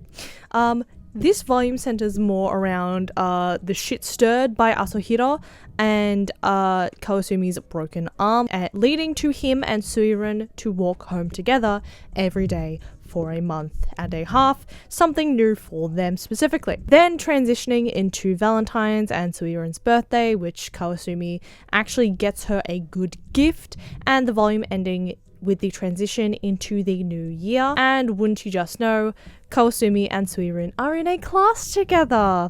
I already see this new girl in their class as well being a fucking problem child. Generally, I like this development for Kawasumi, as he now has stakes, but I wish we got the same treatment for Suiren, as she tends to feel very one-dimensional, and I don't know if that's intentional for readers to be able to slot themselves into her character, but I really wish there was more to her, such as, you know, a hobby, an interest outside of Kawasumi. Suiren's birthday was very cute, and I'm excited to see where this series goes from here. I gave this a 6.5 out of 10. I can low-key kind of see where this series goes from here. Next is Imadoki. This one has a trigger warning for mentions of self-harm and suicide. Now a little special thing, I'm putting in a little rant about Imadoki that I made when I read Imadoki, because this sums up pretty well how I was feeling about the fucking book. Imadoki, I really like this series, surprisingly. It is a lot longer than I thought it would be. Mainly because it's like, oh, it's just 13 chapters. Oh, it's just like 5 volumes. Each chapter is like 100 pages long. That's what I didn't expect from this. Anyway, I don't know where to begin with this series. So Imadoki follows our girl Yamazaki. I'm gonna call her Yamazaki because I don't know how to pronounce her actual name. Our protagonist Yamazaki and our love interest Koki. Koki, he is in the closet plant nurturer, gardener. He's from a really rich family. They're at a really rich school. Think Ouran High School Host Club. But this series I surprisingly really like a lot, mainly because a lot of the tropes that I see a lot in shoujo, this has and plays with a little bit. Now, I will talk about what I dislike about this in a second. So, first of all, I really like Sainoji. I love her little character being like, usually being like the soft girl, being like a little conniving bitch in the background. We do have one of those in this series, but it's not Sainoji, and I like that it's not Sainoji, and I like that she is an outwardly conniving bitch, which is honestly a subversion of her character, especially the way she was designed. Love it. Perfect. Amazing. The crazy one. Kyogoku. I'm surprised when I wrote on this that I remembered his name. I just wrote down the syllables I thought they were, because I thought I was fucking it up in some way. I was right, and I was so confused. Anyway. Why is he crazy? Why did he have a gun? I don't care if it was a BB gun, why did he have a gun when we first saw him? Speaking of weapons, the scoop that Koki has, and that is his, like, ongoing thing, that fucking scoop, and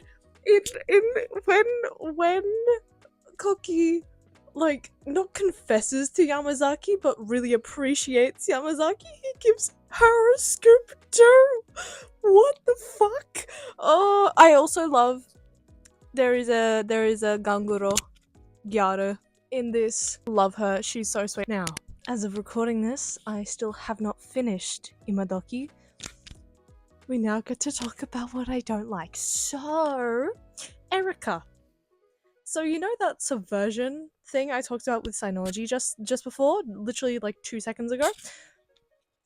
Erika is the regular version of that. She is a conniving bitch. She has issues, yes, but she's a conniving bitch. And I'm also sick of the trope of the main character just giving up on her love interest and being the nice girl and being like, no, you have him, he's yours, bitch. She's trying to steal your man. Get in a fucking fist fight. Get in a fist fight for your man. I want to see one of these days them getting in a fucking fist fight. Also, Koki has an older brother, Yoji. He's 20. Why does he get in a relationship with Yamazaki? Literally, when she comes to this decision, Koki has seen Yoji and Yamazaki having a misunderstanding, and he misunderstands their misunderstanding. Where in that misunderstanding did Yamazaki make the leap? The absolute bound? The stride? Into being like, oh, me and Yoji are dating now, you know, the man 4 years older than me. When did you decide that? Because it was not in this universe. I don't know what universe you were in when that happened. Because I was expecting her to go to Koki and be like, it was all a misunderstanding. I'm not actually in love with your brother. He's just a very, very good friend. It was a complete misunderstanding. When did we decide we were actually gonna date Yoji? When did Yoji ask us? I did not get asked. Where is this? Where was this? Did I skip a page? I didn't. When did this happen? Okay, I'm gonna read the rest of Imodoki now. So, as I said, that previous clip is the best way I can describe how I felt about Imodoki. Originally, I'd started it because it was 15 chapters long. Little did I know that each and every chapter was about 100 pages each. Imodoki follows our protagonist Tampopo, a peasant transfer student in an all-rich kids school. Sounds familiar. In essence, the story is Tampopo getting with the chairman's son, who is basically royalty, and changing the school and the lives of the students for the better. There's a sadistic hacker, a not-so-nice nerd girl, a pregnant gyaru, and a fiancé scorned. This was lovingly frustrating, as is shoujo of the early 2000s, and the punch I wanted so badly for the rival fucking occurred. Let's fucking go. 7 out of 10. There were 2 side stories in the end of this book. This being one, Forever Okay, the prelude to the series really, talking about specifically Tampopo's friends and how they came to be a couple inferred. It takes place in the year before the series starts, and we get to see how Tampopo got a fox for a pet. I gave that specific story a 5 out of 10, and then we have the short story Don't Touch Me. It is a love story about a girl with basically germophobia. I gave it a solid 7 out of 10. It was low-key cute. Next, onto our next book, we have Urusei Yatsura. Now, I read this on the train to Sydney, and if you guys saw my Sydney vlogs, you would know I didn't get very good sleep on the train to Sydney. So this review is from my sleep-deprived to Sydney brain. I'm pretty sure I disassociated and made some of that fucking volume up. To be honest, I was exhausted reading this, and the only developments I could gather is Mendo's sister exists, as well as him being afraid of the dark. For some reason, Ataru seemed more like a disaster, which makes sense. And to be honest, I want more plot development in terms of feelings. I gave this a 5 out of 10, not as good as the last volume, but yeah, I saw more volumes of Urusei Yatsura in Kinokuniya in Sydney, and I was gonna pick it up, but you see how fucking thick this is. But speaking of books that I got in Kinokuniya Sydney, we move on to Neighborhood Story. I say I don't want to bring a fucking thick book home, and I brought a thick book home. I actually bought this because it was in Kinokuniya earlier than it was supposed to be. When it was supposed to release in Dimmix, it was like a week before, unless they like moved up the date. But Neighborhood Story Volume 3. I now have to wait for Volume 4 to come out. I think that comes out like December or something. At least this edition of it. I love this series, and I was actually kind of disappointed by this volume. This is also a book that I read on the fucking train. I read it I read this the Monday of our trip, and read it also on the train. So this review is brought by a severely sleep-deprived Brooklyn. Give me the last volume, because why the fuck is Satomu being such a jerk? Maybe I'm just sympathizing with Mikako because she is very dense and driven, and I'm just as dense, to be honest. I didn't finish that thought. And she's like just as dense as I am, and that's why I'm so angry that Tsutomu is a jerk, but he is literally being a fucking jerk in this. I appreciate Boriko's leaving, but her and Tashiro are a super toxic coupling. The addition of another male character as we are losing Boriko is an interesting choice as well. I'm just fucking on edge with this series, dude. Head empty, no thoughts, give me the next volume. The drama sparkles. 7 out of 10. Writing reviews on trains is hard. I really like this volume.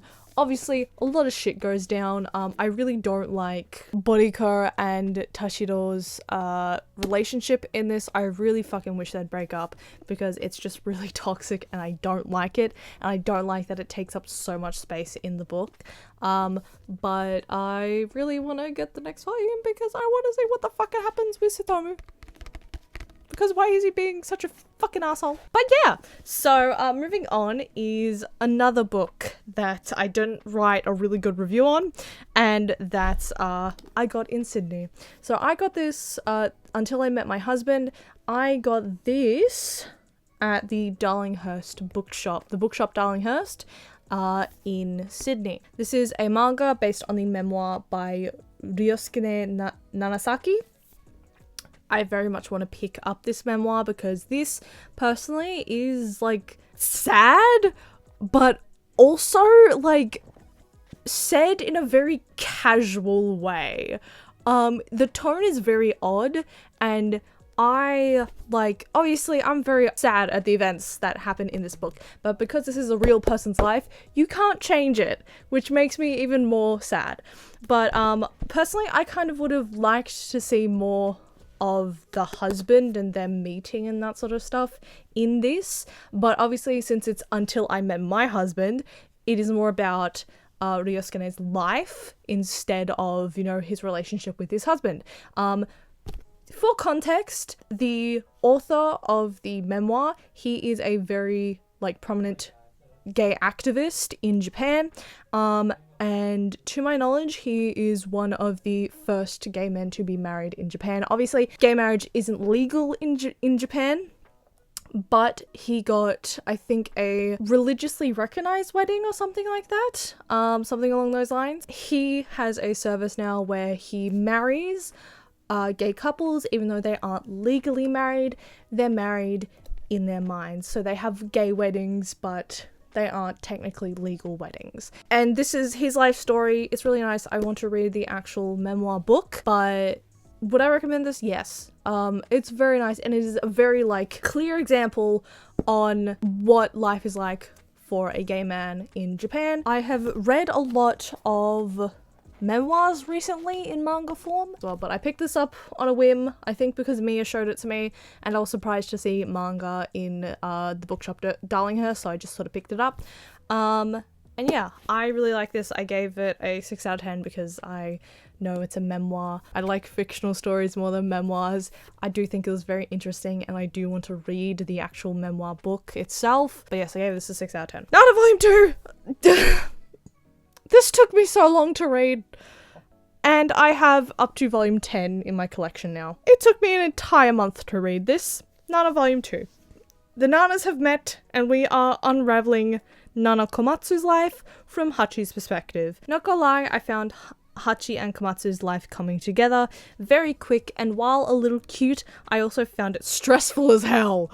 Hachi is stressful as a character, but I definitely did enjoy it. I gave this a 7 out of 10. I'm very excited to see where this series goes. As I said, I also watched part of the anime, and the part of the anime I watched pretty much goes through half of this volume, so I need to either watch the rest of the anime or read the rest of the books, because I know there is divergence somewhere along the lines there.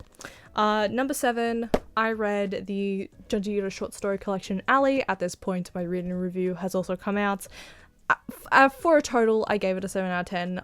With my reading reviews, I'm not going to re-review it in my Weeb wrap-up. That is the point of the reading review. So, that is all for September manga. Next, we go into October anime! It was Uzumaki.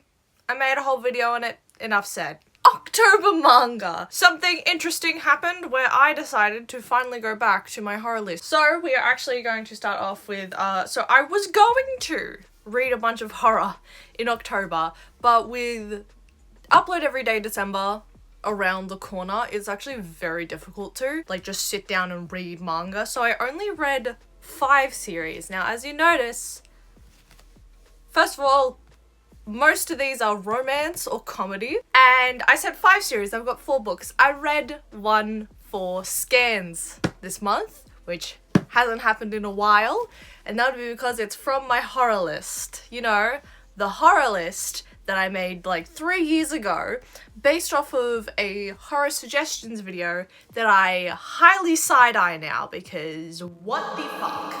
But before we get into that, let's just get into the first manga of October, which is Puppy Love. Now, this is a BL. It's very, very cute. This is a very cute, very fluffy one-shot, pun not intended. Pretty much, POV, businessman, gets pushed around, goes to a pet store, finds the love of his life, who happened to be a dog in his past life.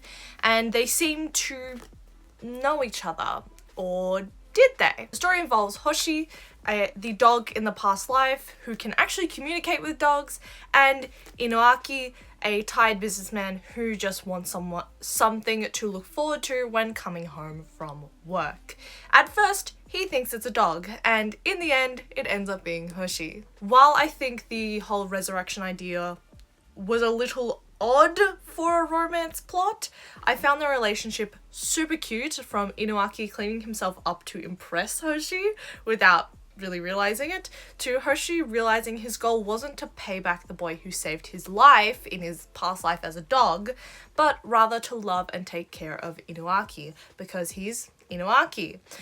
It's a little convoluted to explain, you kind of just have to read it to understand, but I did find it cute, and I have very mixed feelings about this book, but in general I did actually like it, so I gave it a 7 out of 10. Very cute, very wholesome start to October, and then we move on to Mushihime. Bug incest. That is both a trigger warning and the plot of the series. So this is the one story that was a scan that I got from my horror list. I need to stop trusting the horror list, because when I started this series a year ago, because it's taken me that fucking long to get back into this series, it looked really interesting. It had really, really good art. It looked a bit like Tomie. It was really interesting. A bug girl infecting the mind of this boy with like this really, really pretty art style and a fair amount of body horror. This girl, for some reason, being pretty obsessed with this guy. A very good concept. Until you find out why she's obsessed with him. Long story short, bug incest. Long story, slightly longer than short. There's a government scheme trying to see the effects of radiation or toxic waste on the environment, and the only things that stay alive are the bugs. These bugs become genetically engineered. Deranged professor used genetically engineered superbug DNA to save his sick daughter, but his daughter starts evolving into a bug and loses herself to the bug instincts, which means she wants to mate with her own kind, this being people blood related to her.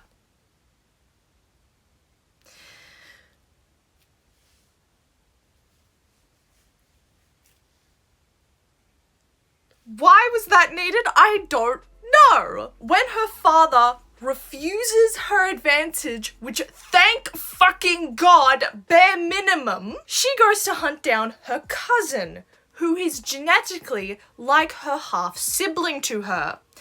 They end up the endgame couple. Now, to the credit of the story, when you find out the girl is possessed by her instincts, you feel so insanely, wildly bad for her. However, my interest in this series was completely lost when bug incest was introduced. I literally had a moment where I just sort of went, nope, you've just ruined it. You have just ruined the fucking story. Why did you do this? And this was about, I want to say, 7 or 8 chapters in. I was hooked. I was having a good time, and then bug incest.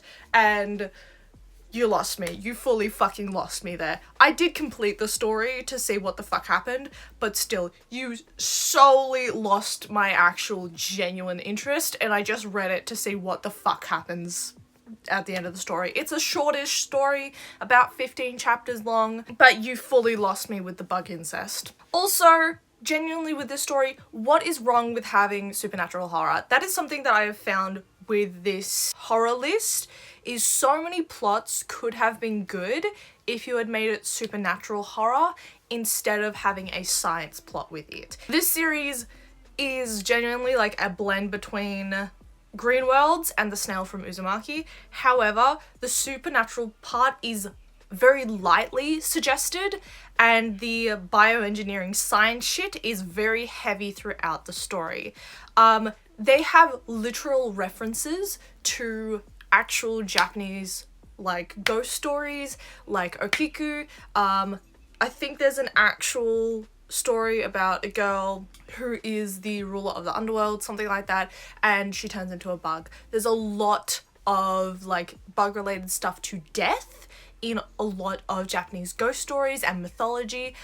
You could have run with that. They looked like they were going to run with that, and then they made it all about science, and that I think actually ruined the story for me, because you don't have to explain shit with something super scientific for the story to be relevant, be interesting, and for it to make sense. You can make it supernatural, you can make it connected to these ghost stories and have it be really good. And the series seems to set that up and then tosses it to the wind. I think I would have liked this to be a true supernatural horror and not explained away with science, as I've found that has ruined so much horror for me, especially with the horror on this fucking list. So many stories are explained away with some gone wrong bioengineering experiment, and I'm just like, can you fucking stop and just give me an actual supernatural horror? That is just what I want to read. There was so much potential here for this actual story for Mushihime. I'm so disappointed by it. So much good could have come to this story. And my last note is that while the characters see our love bugs as these ethereal creatures that are bug and water creatures that are still visibly human, the fact that the last panel insinuates they become these grotesque, disgusting things, I did quite like. I'll give this story a 5 out of 10 solely for the art style and the potential for the story, but I can't give it any more because bug incest. So, moving away from horror, because that fucking scarred me, we have, I don't know which one is love, it is Yuri Harem! Funny Yuri Harem! Women kissing! So this is the story of our protagonist, a hopeless lesbian starting in university with the sole mission to get a girlfriend, and on her first day she runs into 5, count 'em, 5 total babes. My archetypes for these characters, which are these ones on the back, are boobs, mother, soft masculine lesbian, the alcoholic, and the roommate. So we've got boobs. Oh, that's in the wrong order. Cool. So we have boobs, mother, soft masculine lesbian, the alcoholic, and the roommate. I don't know why they didn't do it in order of when she meets them, but oh well. I was very surprised at how comedic this series was, and I actually really like it. I think, personally, I'll continue this series because I've never seen a Yuri only harem. It is a bit lewd, but not too bad in my opinion. Nothing to appeal really to a male audience in my mind. Lesbians, maybe yes. It's silly, sexy, and gay, and I honestly fucking love it, especially after what I had read just before it.